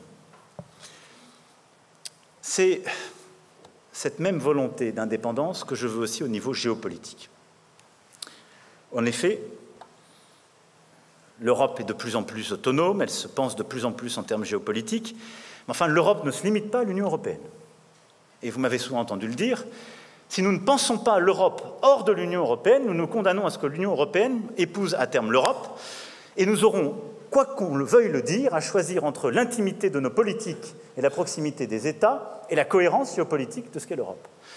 C'est fort de cette tension et de cette réalité qu'il y a quelques mois, j'ai proposé ce projet de communauté politique européenne, s'inspirant d'ailleurs de projets français qui avaient été portés juste après la chute du mur de Berlin, de confédération, qui, je parle sous le contrôle de celles et ceux qui ont eu à le vivre et participer, n'avait sans doute pas été suivi parce qu'il était trop apparu comme un substitut à l'élargissement pour certains dont ils considéraient que c'était indu. Je pense à beaucoup de pays qui étaient de l'autre côté du mur européen, et parce que la Russie en était membre dès le début. Et donc, vous avez raison de rappeler qu'elle l'était parce qu'elle avait un dirigeant qui l'honorait et qui avait pris des risques politiques éminents, ce qui me permet, à ce stade du discours, d'avoir un mot et de pouvoir rendre hommage à Mikhaïl Gorbatchev pour l'action historique qu'il a conduite dans cette période. Mais donc, fort de cette expérience et de la réalité dans laquelle nous vivons, la communauté politique européenne doit nous permettre d'abord de nous réunir tous les 6 mois, membres de l'Union européenne, mais aussi britanniques, norvégiens, suisses, membres, enfin États des Balkans occidentaux, ukrainiens. La question de la Turquie est posée par beaucoup d'autres membres. Elle sera débattue et la France n'a pas de veto à mettre. En tout cas, une formation large, la plus inclusive possible, mais où les institutions de l'Union européenne ne sont pas au cœur du projet, ni ce qui la structure. Sinon, nous reviendrons dans toutes les formes qu'on connaît déjà, de partenariat où, en quelque sorte, les États qui ne sont pas membres de l'Union européenne ne viennent là que pour pouvoir ou avoir des crédits ou rejoindre un moment le club. Non. Il nous faut bâtir avec tous ces États, de manière très intergouvernementale, de l'autonomie, de l'intimité stratégique sur les questions clés. Il faut pouvoir, avec eux, parler changement climatique, approvisionnement énergétique, politique étrangère et de sécurité, matières premières, sécurité alimentaire, tous les 6 mois au moins. Je peux vous l'écrire, ce sera un changement radical. Parce que c'est ce qui nous permettra, d'abord, de stopper l'influence croissante que pour ne prendre qu'un exemple, la région des Balkans occidentaux, la Russie ou la Turquie peuvent avoir, parce qu'il n'y a pas assez de contacts à haut niveau politique. Ça nous permettra aussi de stopper une espèce de musique de non-reconnaissance de beaucoup de ces États et gouvernements. Et ça nous permettra de stopper cette logique d'expansion infinie de l'Union européenne, qui, compte tenu de tout ce que j'ai dit, a plutôt besoin d'être plus forte, plus souveraine et plus autonome, et donc déjà de régler ces problèmes, mais on a besoin de cet espace géopolitique. Je me félicite que dans son discours de Prague, le chancelier Scholz ait adhéré à cette idée, et au-delà de saluer son discours, je me félicite qu'en octobre à Prague, le Premier ministre tchèque organisera la première réunion de cette communauté politique européenne qui nous permettra ainsi de bâtir, j'en suis sûr, de nouvelles alliances, de penser d'autres formes de coopération politique à l'échelle du continent.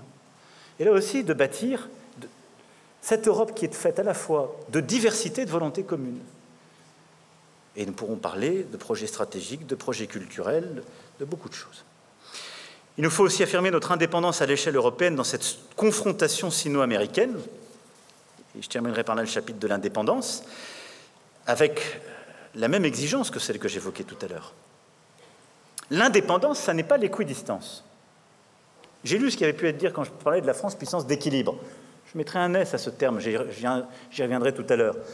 Mais enfin, nous sommes indépendants. C'est-à-dire que nous avons des États-Unis d'Amérique qui sont nos alliés, qui est une grande démocratie avec laquelle nous partageons des valeurs et des intérêts communs, mais nous ne voulons pas en dépendre, ce que j'ai dit. Et nous avons la Chine, qui est un rival systémique, avec laquelle nous ne partageons pas nos valeurs démocratiques, mais avec laquelle il nous faut continuer d'agir pour trouver des réponses aux défis communs, le climat, la biodiversité, et avec laquelle nous voulons continuer de parler pour essayer de contribuer à régler des crises régionales et des éléments de déstabilisation.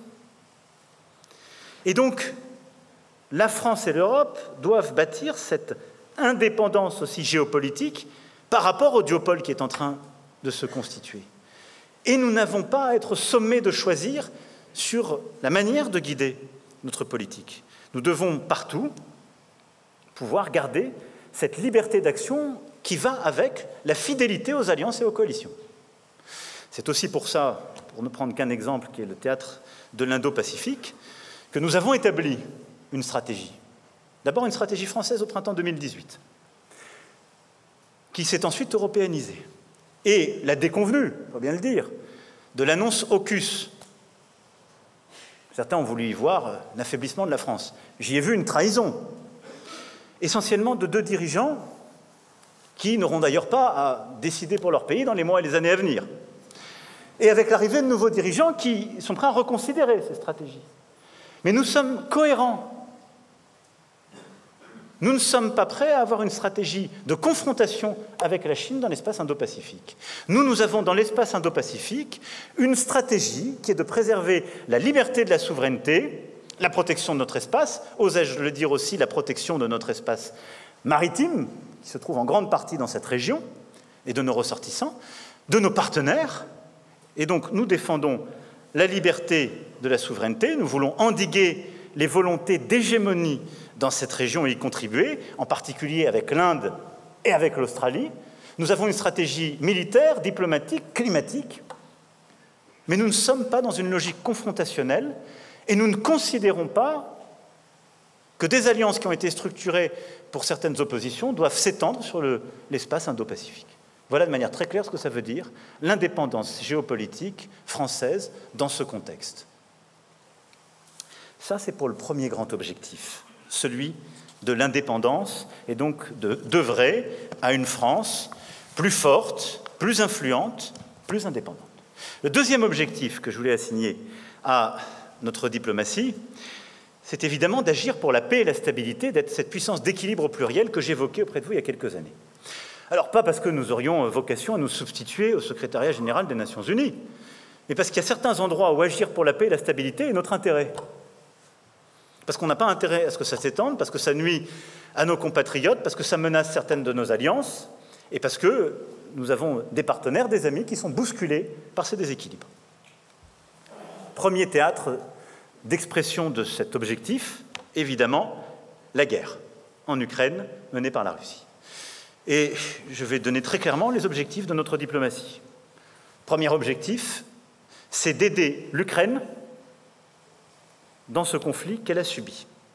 D'aider l'Ukraine sur le plan économique, sur le plan humanitaire, en livrant les armes qui lui permettent de faire face à l'agression et défendre son territoire, et travailler dès maintenant à la reconstruction. L'objectif est simple, dans une grammaire que j'ai fixée dès le début. Nous ne participons pas à la guerre. Nous n'avons pas envie de participer à la guerre. Nous ne pouvons pas laisser la Russie gagner militairement cette guerre et conquérir des territoires et en même temps montrer la défaite de nos valeurs et de l'ordre international sur la base d'une agression. Et nous voulons construire les conditions qui permettront, à un moment qu'elle choisira à l'Ukraine, soit une victoire militaire, soit une paix négociée dans des termes qui ne seront pas simplement ceux auxquels elle serait livrée si nous l'abandonnions à son sort. C'est ça notre objectif, premier. Aider l'Ukraine avec cet objectif, ce volontarisme. Et je dois dire que l'aide que les États-Unis d'Amérique, les pays européens et quelques autres ont d'ores et déjà apporté à l'Ukraine, grâce avant tout à la bravoure de ce peuple et la force de son armée, fait que la situation est très différente de ce que beaucoup anticipaient parmi les meilleurs experts il y a quelques mois, et surtout, je crois pouvoir le dire, ce que la Russie anticipait. Le deuxième objectif que nous devons avoir, c'est de maintenir l'unité européenne. On ne doit pas laisser l'Europe se diviser face à cette guerre. Défi de chaque jour, parce que nous n'avons pas les mêmes expériences de la Russie, parce que nous n'avons pas les mêmes histoires avec la Russie dans notre Europe. Assurant la présidence du Conseil de l'Union pendant 6 mois, j'y ai veillé. Mais ce sera un défi de chaque jour, pour nous tous. On ne doit pas laisser l'Europe se diviser.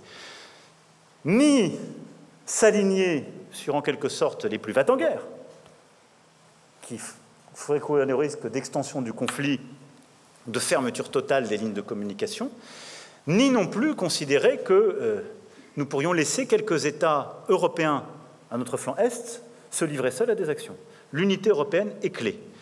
Et oserais-je dire d'ailleurs que la division de l'Europe est un des buts de guerre de la Russie. Et donc notre responsabilité, c'est précisément de préserver l'Union européenne et sa force dans ce contexte.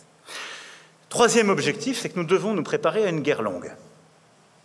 Et donc pour ce faire, nous avons évidemment une organisation nationale à avoir et européenne, en particulier sur l'énergie, sur l'alimentation et beaucoup d'autres.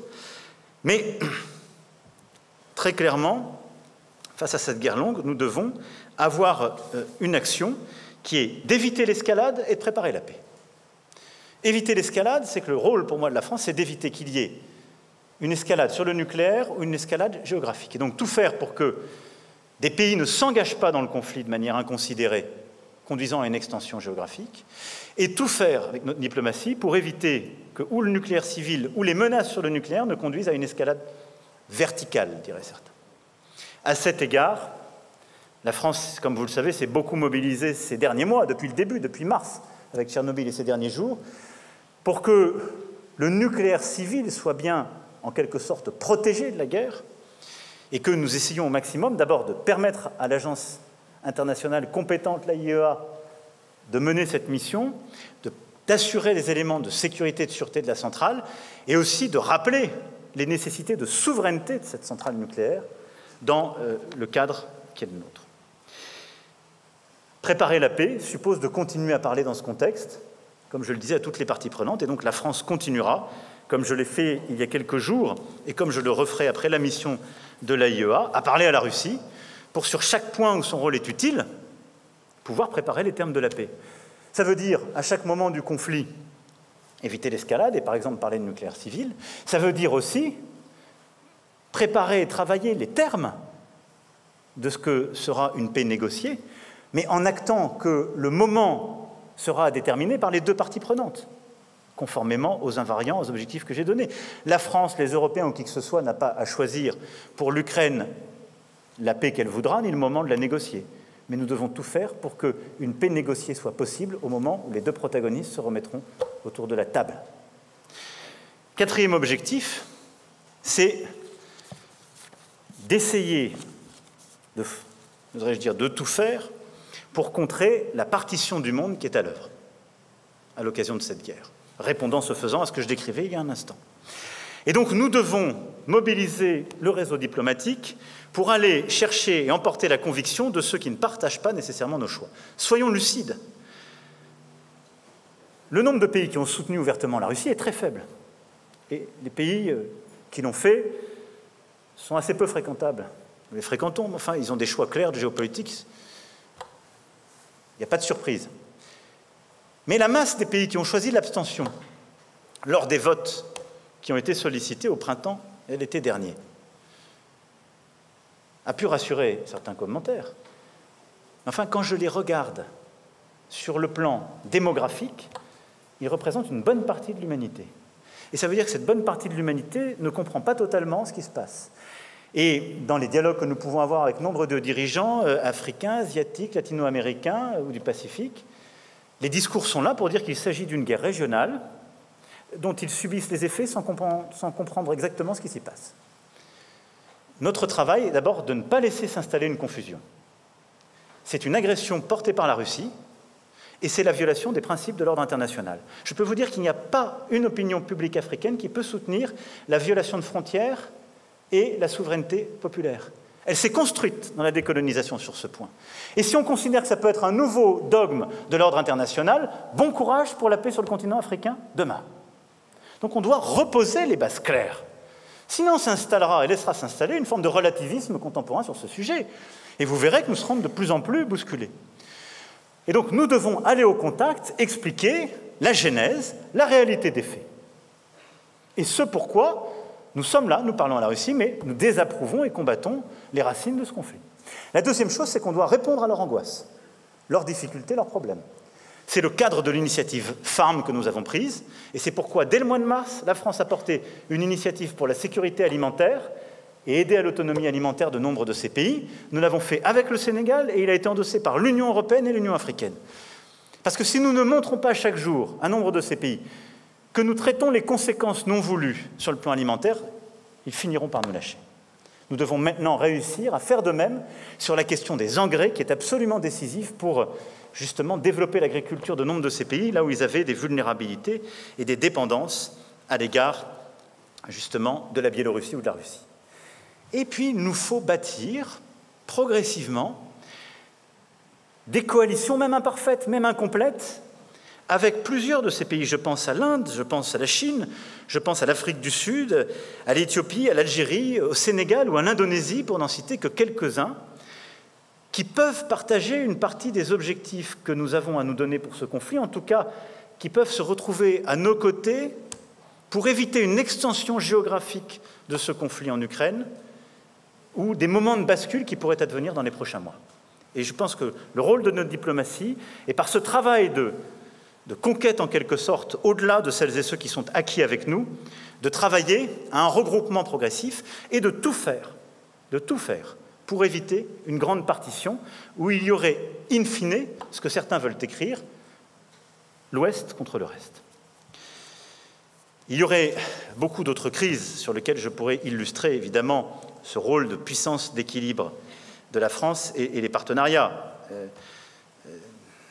De la Corée du Nord, un travail que beaucoup d'entre vous font à nos côtés sur les Balkans occidentaux ou le Caucase, et poursuivre plus en détail ce que j'ai évoqué sur l'Indo-Pacifique. Je ne vais pas ici me livrer à cet exercice qui serait encore plus long que celui que je vous fais déjà subir. Et je voudrais simplement prendre un autre théâtre d'opération pour illustrer ce qu'est le sujet de puissance d'équilibre et ce rôle que je vous demande pour la paix et la stabilité.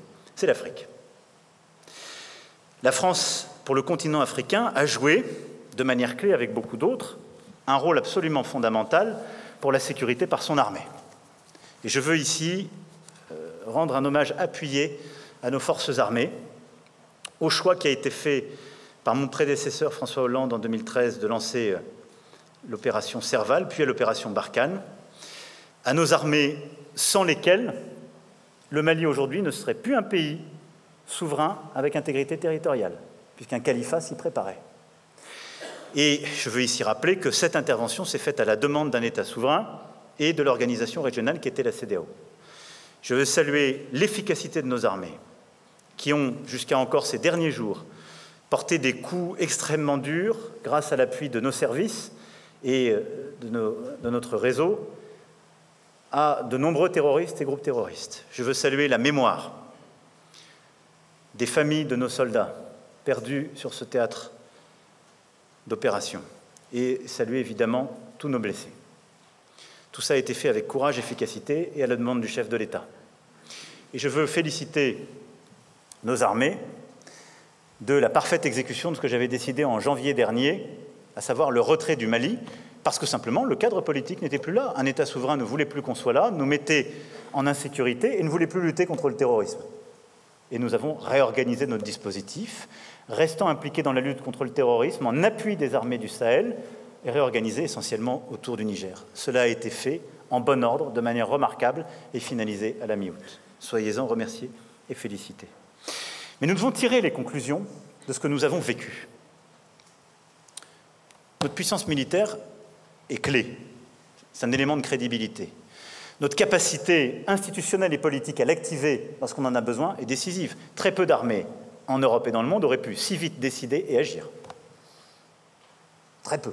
C'est une force de la France. Gardons-la. Mais il nous faut en particulier dans la lutte contre le terrorisme et sur le sol africain, beaucoup mieux définir dès le début les objectifs recherchés très précisément, les limiter dans le temps et réinscrire dans une politique ce que nous avons cherché à faire ces 5 dernières années, et nous étions déjà installés massivement, en considérant que l'effet utile recherché n'est possible que si les efforts de défense se joignent à des efforts diplomatiques et la consolidation des États et des efforts d'investissement solidaire et de développement. Mais surtout, ce que nous voulons faire, c'est de rebâtir ce partenariat avec le continent africain. Et le faire sur la base de ce que j'ai pu dire en novembre 2017 devant les étudiants de l'université Joseph Kizerbo, c'est converger et agir sur des défis que nous avons en commun, mais de le faire de manière totalement partenariale.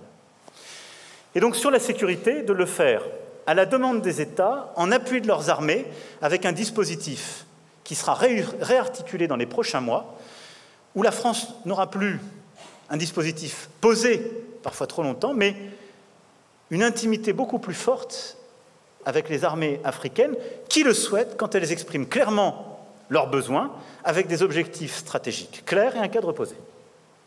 Et nous sommes en train de le construire avec plusieurs pays de la région, parce que ça concerne essentiellement le Sahel et le Golfe de Guinée, qui sont confrontés à l'extension de la menace terroriste. Mais ce que nous avons bâti, pour ne prendre qu'un exemple ces derniers mois avec le Bénin, est à cet égard un élément très illustratif de ce que nous voulons faire pour l'avenir. Ce que nous avons su nouer avec le Sénégal ou la Côte d'Ivoire aussi pour former avec des hubs régionaux les armées, bâtir des académies, mettre en capacité les armées africaines de faire est absolument transformant et s'inscrit dans ce nouveau partenariat en termes de sécurité. La clé est de donner la priorité à la sécurité des populations civiles, d'être très clair sur notre engagement dans la lutte contre le terrorisme et très clair aussi sur un point ici que je veux rappeler avec beaucoup de force, de ne jamais être associé à des tensions ethniques et de bien prendre en compte dans notre approche l'ensemble des communautés. Avec l'Afrique, nous voulons aussi que ce partenariat soit consolidé sur les défis globaux. Et donc, nous devons bâtir, comme nous avons commencé à le faire, des convergences et des initiatives euro-africaines pour entraîner d'autres acteurs. C'est ce que nous avons commencé à faire sur certains sujets climatiques, ce que nous avons commencé aussi à faire sur le financement des économies africaines par le sommet de mai 2021 à Paris, d'agenda de financement des économies africaines, où nous avons cherché à bâtir justement une nouvelle approche, où la France a porté pas simplement l'émission de droits de tirage spéciaux du FMI, mais la réallocation de 100 milliards vers l'Afrique, ce qui est absolument clé pour révolutionner leur modèle et être un puissant levier pour inciter à l'investissement privé et changer d'échelle. Et donc, mobiliser la communauté internationale pour changer et transformer le mode de financement, convaincre les puissances du G20 de le faire, mobiliser beaucoup plus de manière partenariale l'entrepreneuriat des pays développés et l'entrepreneuriat africain. C'est le New Deal économique que nous avons scellé ici au printemps 2021, et je remercie les auteurs, et que nous voulons poursuivre par les échanges bilatéraux, dans le cadre des G20, et par un sommet Choose Africa que nous organiserons au début de l'année prochaine en France. Nous devons, à cet égard aussi, pour ce nouveau partenariat, avancer main dans la main avec la jeunesse africaine, comme je le disais tout à l'heure, en liant nos diasporas, en les associant et en mettant l'accent sur le numérique, les industries culturelles et créatives, le sport, comme des renouveaux de ce partenariat. Nous organiserons pour cela l'événement Creative Africa en juin 2023. Il aura vocation à voyager et à se multiplier sur le continent africain. Et nous inaugurerons à l'été 2024 la Maison des mondes africains, qui est le fruit du travail conduit par justement le ministère, en lien étroit avec l'AFD, Achille Mbembe et les experts qu'il a mobilisés. Ce lieu travaillera lui-même en réseau avec des lieux partenaires en France, en Europe, en Afrique, avec notre Institut français, notre réseau diplomatique, mais reconnaîtra aussi le rôle et la force de nos diasporas dans cette stratégie. Ce nouveau partenariat, je le crois profondément, nous permet d'agir sans injonction ni ingérence ou sentiment d'ingérence, en lien avec nos diasporas, en soutien des acteurs qui pensent et agissent pour que la démocratie soit un modèle attractif en Afrique. Et c'est à cet égard la tâche de la Fondation pour l'innovation pour la démocratie qui vient d'être créée, et je remercie le professeur Mbembe déjà cité d'avoir accepté d'en prendre la tête.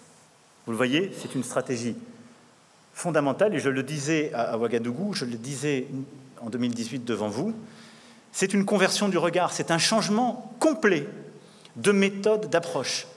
Et les moyens supplémentaires que nous avons donnés viennent au service de ce changement littéralement différent d'approche qui est beaucoup plus coopératif et qui mobilise aussi beaucoup plus d'acteurs et qui va nous imposer d'être dans des stratégies beaucoup plus réticulaires, partenariales, en associant d'autres forces, mais qui correspondent aussi à la réalité de tous ces pays. Cette approche sera complétée par une stratégie méditerranéenne que j'aurai à parachever d'ici la fin de l'année, quand je continuerai mes déplacements bilatéraux, commencés avec quelques-uns d'entre vous en Algérie, mais qui est indispensable. Et les sommets des deux rives, comme les initiatives prises ces dernières années, ces derniers mois, ont permis de poser les fondements, là aussi, d'une approche par les sociétés civiles de l'agenda qui doit être le nôtre. Enfin, le dernier point sur lequel je voudrais insister en parlant justement de ce rôle et ce travail, de cet objectif que je vous assigne de bâtir la stabilité et la paix, c'est évidemment le Proche et le Moyen-Orient. Le faisant à la cavalcade, je le ferai avec beaucoup d'humilité et de manière très partielle, puisqu'il n'y a là que des sujets qui ont occupé des générations de diplomates. Et comme je le dis parfois, il faut, quand on regarde ce sujet, imaginer Sisyphe heureux. Néanmoins, la paix en Méditerranée, la paix en Europe ne sera possible que si nous savons bâtir des équilibres nouveaux au Proche et Moyen-Orient. Je veux saluer le rôle de notre diplomatie à cet égard, d'abord pour contenir la prolifération nucléaire iranienne. Et le rôle que nous avons joué ces dernières semaines, ces derniers jours encore, pour bâtir un nouvel accord possible, a été clé, je vous en félicite, et qui permet d'encourager les États-Unis d'Amérique à consolider ce cadre. Et nous avons en particulier été acteurs pour que les bonnes garanties et l'indépendance de l'AIEA soient préservées dans cet accord et pour que les intérêts de sécurité de tous les acteurs régionaux, Israël comme les puissances du Golfe, soient pris en compte dans celui-ci. C'est ce qui me semble fondamental. Les prochains jours, les prochaines semaines nous dirons si nous parvenons à le conclure, mais nous savons qu'il ne permet pas de construire la totalité d'un cadre de stabilité dans la région. Pour ce faire, nous avons collectivement porté ce que je crois être une innovation qui a été le format de la conférence de Bagdad, voilà maintenant 1 an, et qui a permis, pour la première fois depuis bien longtemps, de mettre autour de la table toutes les puissances de la région, et ce, y compris l'Iran et l'Arabie saoudite, autour de la même table, et de pouvoir essayer de trouver des voies de convergence et de dialogue. Ce sera réédité sous l'autorité du roi de Jordanie dans quelques mois, je m'y rendrai, j'aurai l'occasion de recevoir le roi de Jordanie pour poursuivre cet agenda. Je pense que c'est une bonne méthode qui doit poursuivre quelques objectifs simples. Consolider la souveraineté de l'Irak. Les derniers jours nous ont montré l'aspect décisif et la fragilité de ce pays où nous avons, je crois, joué un rôle croissant ces dernières années. Œuvrer à la souveraineté et la stabilité du Liban, nation qui nous est si chère, si proche, mais il faut bien le dire, qui a ses fragilités propres et a été déstabilisée par les crises multiples, mais dans lesquelles se réimportent toutes les déstabilisations de la région. Troisième objectif, bâtir un cadre de sécurité face à l'activité nucléaire, balistique, mais aussi régionale de l'Iran, et ce en prenant en compte les intérêts de tous les États présents autour de la table et celui de l'État d'Israël, puisque nous avons toujours pris la sécurité d'Israël comme un des intérêts clés pour la politique de la région. Je crois que vraiment le dialogue ouvert à Bagdad est le cadre de cette politique d'équilibre dans laquelle la France est la seule puissance aujourd'hui non régionale associée et où nous œuvrons utilement à essayer de bâtir des avancées clés. À cet égard, et parlant de ce contexte, je ne peux pas omettre que la Syrie ne pourra rester durablement un impensé de la question régionale, mais je serais trop long si je l'abordais là, et que la France ne peut que se féliciter du fait que les accords d'Abraham ont contribué à bouger les lignes et surtout à permettre une normalisation des relations d'Israël avec plusieurs États de la région comme du continent africain, mais que pour autant, une certaine prudence me conduit à dire ici que les termes ainsi posés ne suffiront pas à régler la question palestinienne et que je demeure convaincu que le non-règlement politique de la question palestinienne ne permet pas durablement d'avoir la paix et la stabilité dans la région. Une fois que j'ai dit ça, j'ai donné les limites d'un raisonnement. Je n'en ai pas donné la réponse. N'y voyez pas là de l'habileté, mais aussi une humilité et la conscience que j'ai déjà été détaillée sur beaucoup de sujets. Mais sur ce point, nous aurons à œuvrer. Avec le cadre méthodologique que je viens de donner, avec les objectifs que je viens d'assigner et avec les quelques questions ouvertes que je viens d'évoquer, qui, à mes yeux, ne sont pas réglées par les initiatives prises par ailleurs. Le troisième et dernier objectif, et je conclurai avec ce point, de notre politique étrangère, après une France plus forte, plus influente, plus indépendante, et après cette volonté d'être une puissance d'équilibre qui construit la paix et la stabilité dans des régions stratégiques, c'est de continuer à bâtir ce multilatéralisme efficace que j'évoquais et de redoubler d'efforts sur certaines coalitions dont nous avons besoin. Là-dessus, vous le voyez bien, c'est en quelque sorte des missions de continuité sur quelques points d'innovation que je voudrais très rapidement vous assigner. D'abord, en matière de santé. Je pense que la crise nous a permis de voir l'utilité de la coopération internationale de santé, les risques qui pesaient sur l'Organisation mondiale de la santé, que certains fragilisaient par leur attitude parfois non coopérative et d'autres par les initiatives de contournement. Je pense que notre rôle doit être de consolider l'Organisation mondiale de la santé comme étant le socle d'une institution multilatérale utile. Nous devons absolument en renforcer, en consolider les principes de partage d'informations, de transparence, d'indépendance scientifique. Nous devons consolider l'agenda d'alerte précoce dans les épidémies et nous devons bâtir autour de l'Organisation mondiale de la santé la coalition dite One Health, pour laquelle nous devons construire une approche transversale qui englobe santé publique, santé animale, santé de la planète à toutes les échelles, locales, nationales, planétaires. C'est un agenda qui a été pensé pendant la crise, qui est extrêmement structurant pour nos pays comme pour nos coopérations, et dans lequel je pense la France a un rôle clé à jouer à travers son expertise, mais les opportunités géopolitiques qu'elle donne. Car derrière ça, ce sont des nouveaux partenariats avec l'Afrique, la région latino-américaine, comme l'Indo-Pacifique. De la même manière sur la santé, je souhaite qu'on puisse consolider l'initiative ACTA à deux égards. Continuer de renforcer par notre action bilatérale les systèmes de santé primaire. L'effort doit être poursuivi, c'est pour moi un objectif clé. Et derrière, aller au bout de la capacité de bâtir des hubs de production de vaccins et du coup derrière de traitement, de diagnostic avec quelques pays clés que nous devons consolider. Deuxième objectif, c'est sur le climat. Ce combat est pour nous tous essentiel. Je l'ai évoqué tout à l'heure. Il va être au cœur de l'action de notre pays, avec une planification portée par la Première ministre, au cœur de notre action européenne, je l'ai déjà dit. Il est depuis plusieurs années au cœur de notre action diplomatique et de nos succès diplomatiques, mais nous devons redoubler d'efforts avec, là aussi, des initiatives nouvelles à prendre. En effet, nous ne relèverons le défi du climat que si nous sommes capables d'obtenir, d'abord et avant tout, un effort des grands émetteurs à la hauteur des enjeux. C'est le premier point. Il suffit de regarder les émissions.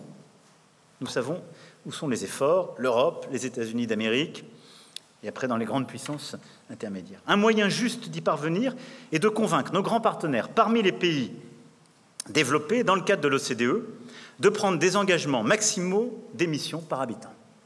Et je souhaite que nous lancions dans cette initiative structurante pour à la fois remobiliser et permettre d'avoir un système de contraintes. Dans la même logique de répartition juste de l'effort, nous devons veiller à ce que les pays émergents s'engagent sur une trajectoire vertueuse, qu'ils soient africains, asiatiques ou latino-américains. Je dis bien les émergents. Avec chacun d'eux, nous devons être capables de trouver des accords de financement de la transition énergétique dans notre intérêt commun et à des conditions moins coûteuses que dans les pays développés. On ne peut pas demander d'aller plus vite à des pays émergents et à faire le choix, en quelque sorte, développement et climat, avec des conditions de financement qui sont beaucoup plus dures que chez nous et qui seront durcies par la politique de taux qui est en train d'être mise en œuvre.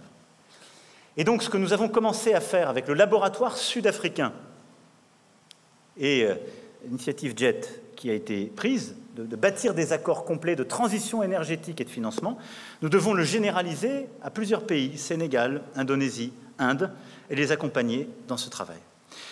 Cet effort de solidarité et d'engagement auprès des pays du Sud doit nécessairement aller avec un effort d'adaptation au changement climatique, Et là, soyons honnêtes à cet égard, le changement climatique est là, on peut craindre des augmentations de température au-delà des objectifs de l'accord de Paris. Chez nous, il faut adapter nos manières de faire et nos infrastructures, mais dans les pays vulnérables, c'est un effort majeur de protection qu'il faut fournir pour éviter de nouvelles crises liées au déplacement massif de population en conséquence du changement climatique. Et donc, on doit les aider à redoubler d'investissements, car pour eux, c'est déjà trop tard.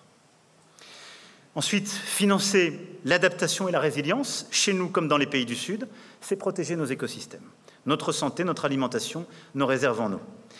Et là aussi, c'est un mouvement diplomatique profond, structurant, qui justifie que 30% au moins de la finance climat doit aller à des solutions fondées sur la nature.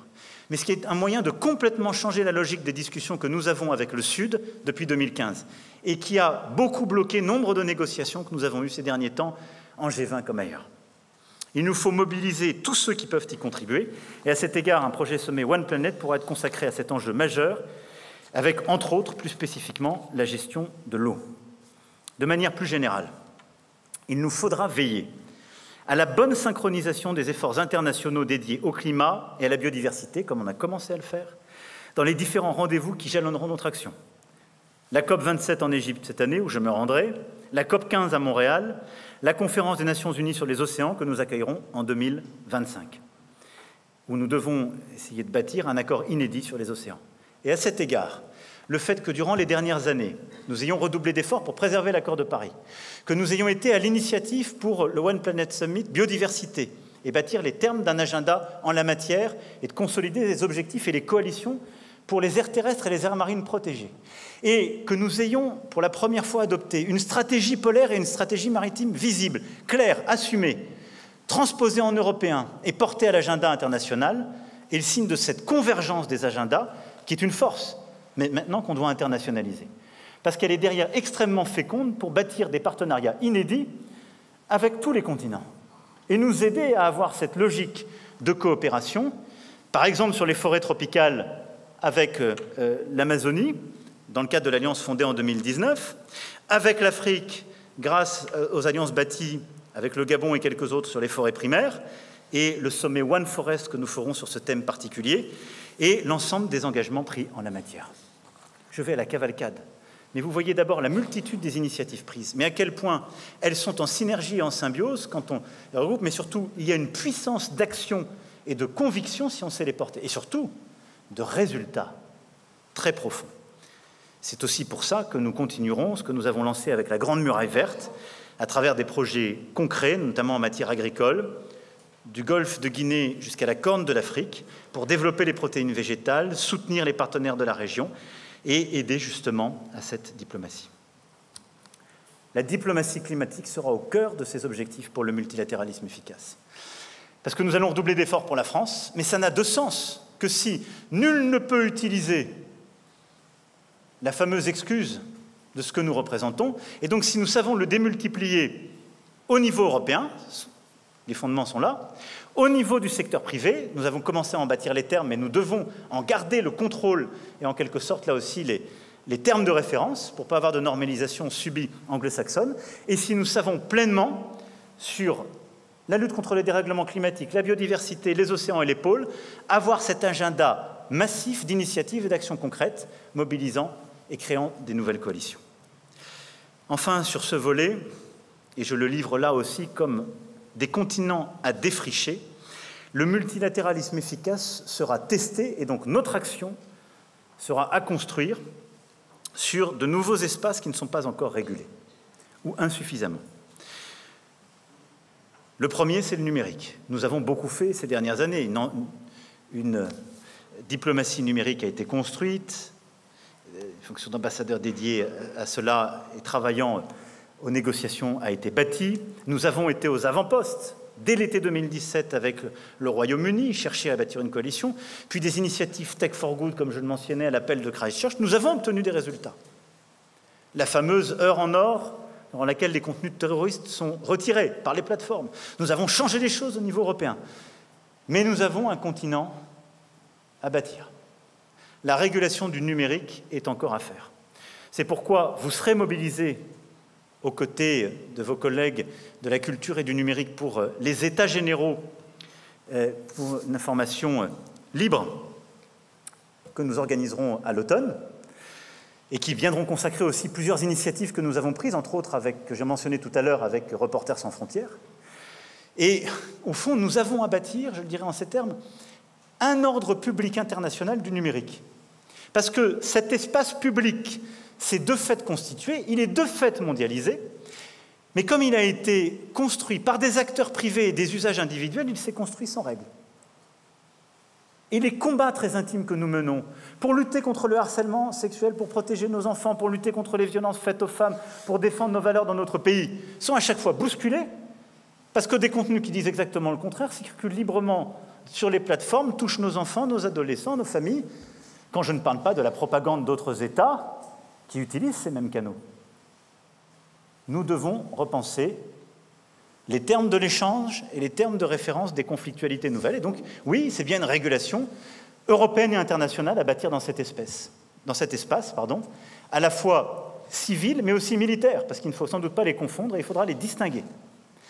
Et puis, pour n'en citer que deux autres, l'espace et la haute mer sont deux nouveaux espaces internationaux qui sont en train d'être aujourd'hui profondément envahis par des puissances avec des comportements inusuels et non coopératifs nouveaux.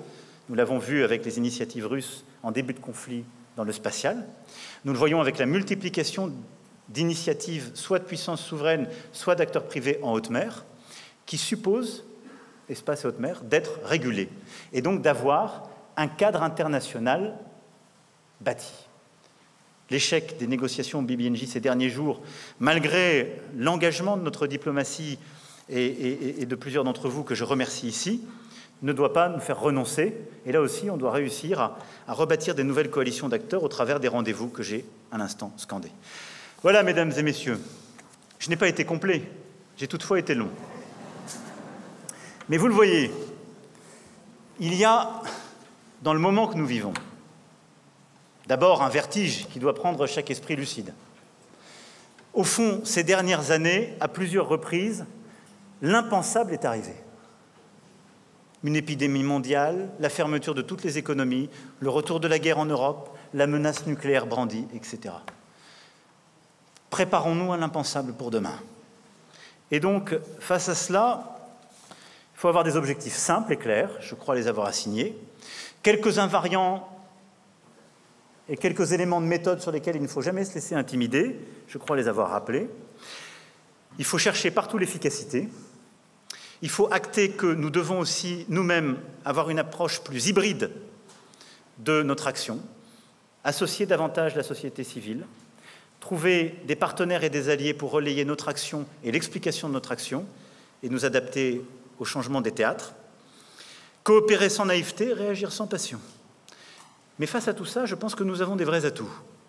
Évidemment, un modèle complet d'armée, une armée forte, la première européenne, et les choix que nous ferons, une diplomatie forte, et là aussi, mes yeux, la plus complète et la plus structurée au niveau européen, qui produit des idées et des résultats.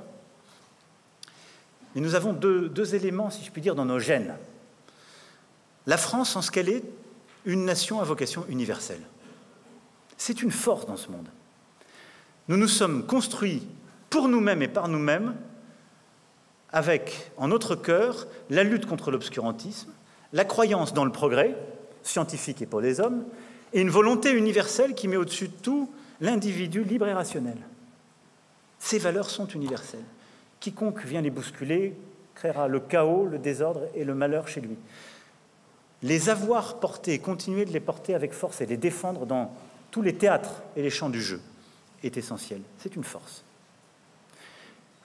Il faut nous le faire sans donner le sentiment que nous donnons des leçons, en trouvant des partenaires, mais il faut l'assumer. Et l'Europe est une force. C'est un moyen, à certains égards, je l'ai dit, un objectif sur d'autres sujets. C'est une force parce que c'est le meilleur laboratoire au monde de gestion de la diversité et de la complexité. Il n'y a pas au monde un espace aussi concentré de culture, d'histoire, de malheurs passés, de langues, qui vit en paix depuis tant de temps, en coopération sans hégémonie. quand on se dit que pour bâtir le monde d'aujourd'hui, il faut trouver des solutions pour un multilatéralisme efficace et construire des équilibres, on se dit que la technologie européenne est une bonne technologie à exporter. Et donc nous avons dans nos gènes des recettes pour faire cela. Pour faire cela, il nous faudra aussi nous réarmer moralement. Je l'évoquais le 13 juillet dernier devant nos armées, mais ça vaut pour la nation tout entière. Parce que quand la guerre revient, on doit chercher la paix, bâtir des solutions, mais on doit être une nation forte qui, comme je le disais, sait ce qu'est le prix de la liberté et la possibilité de la guerre, pour ne jamais s'y engager autant qu'elle le peut, mais pour défendre ses intérêts quand elle devra les défendre, si elle doit les défendre, au moment où elle doit les défendre, dans un choix qui est le sien et dans un cadre qu'elle définit souverainement et nationalement. Tout cela est immense, mais est enthousiasmant. Et donc ce que je veux vous dire à cet instant, c'est que comme vous l'avez compris, vous avez beaucoup fait, nous avons beaucoup fait durant ces 5 années. Nous avons décidé et acté d'une ambition à venir. Et face à cette grande bascule du monde, nous avons d'immenses travaux devant nous. Je nous en sais capable, je nous en crois capable, et je crois que tous ensemble, nous y arriverons. Je compte sur vous. Vive la République et vive la France!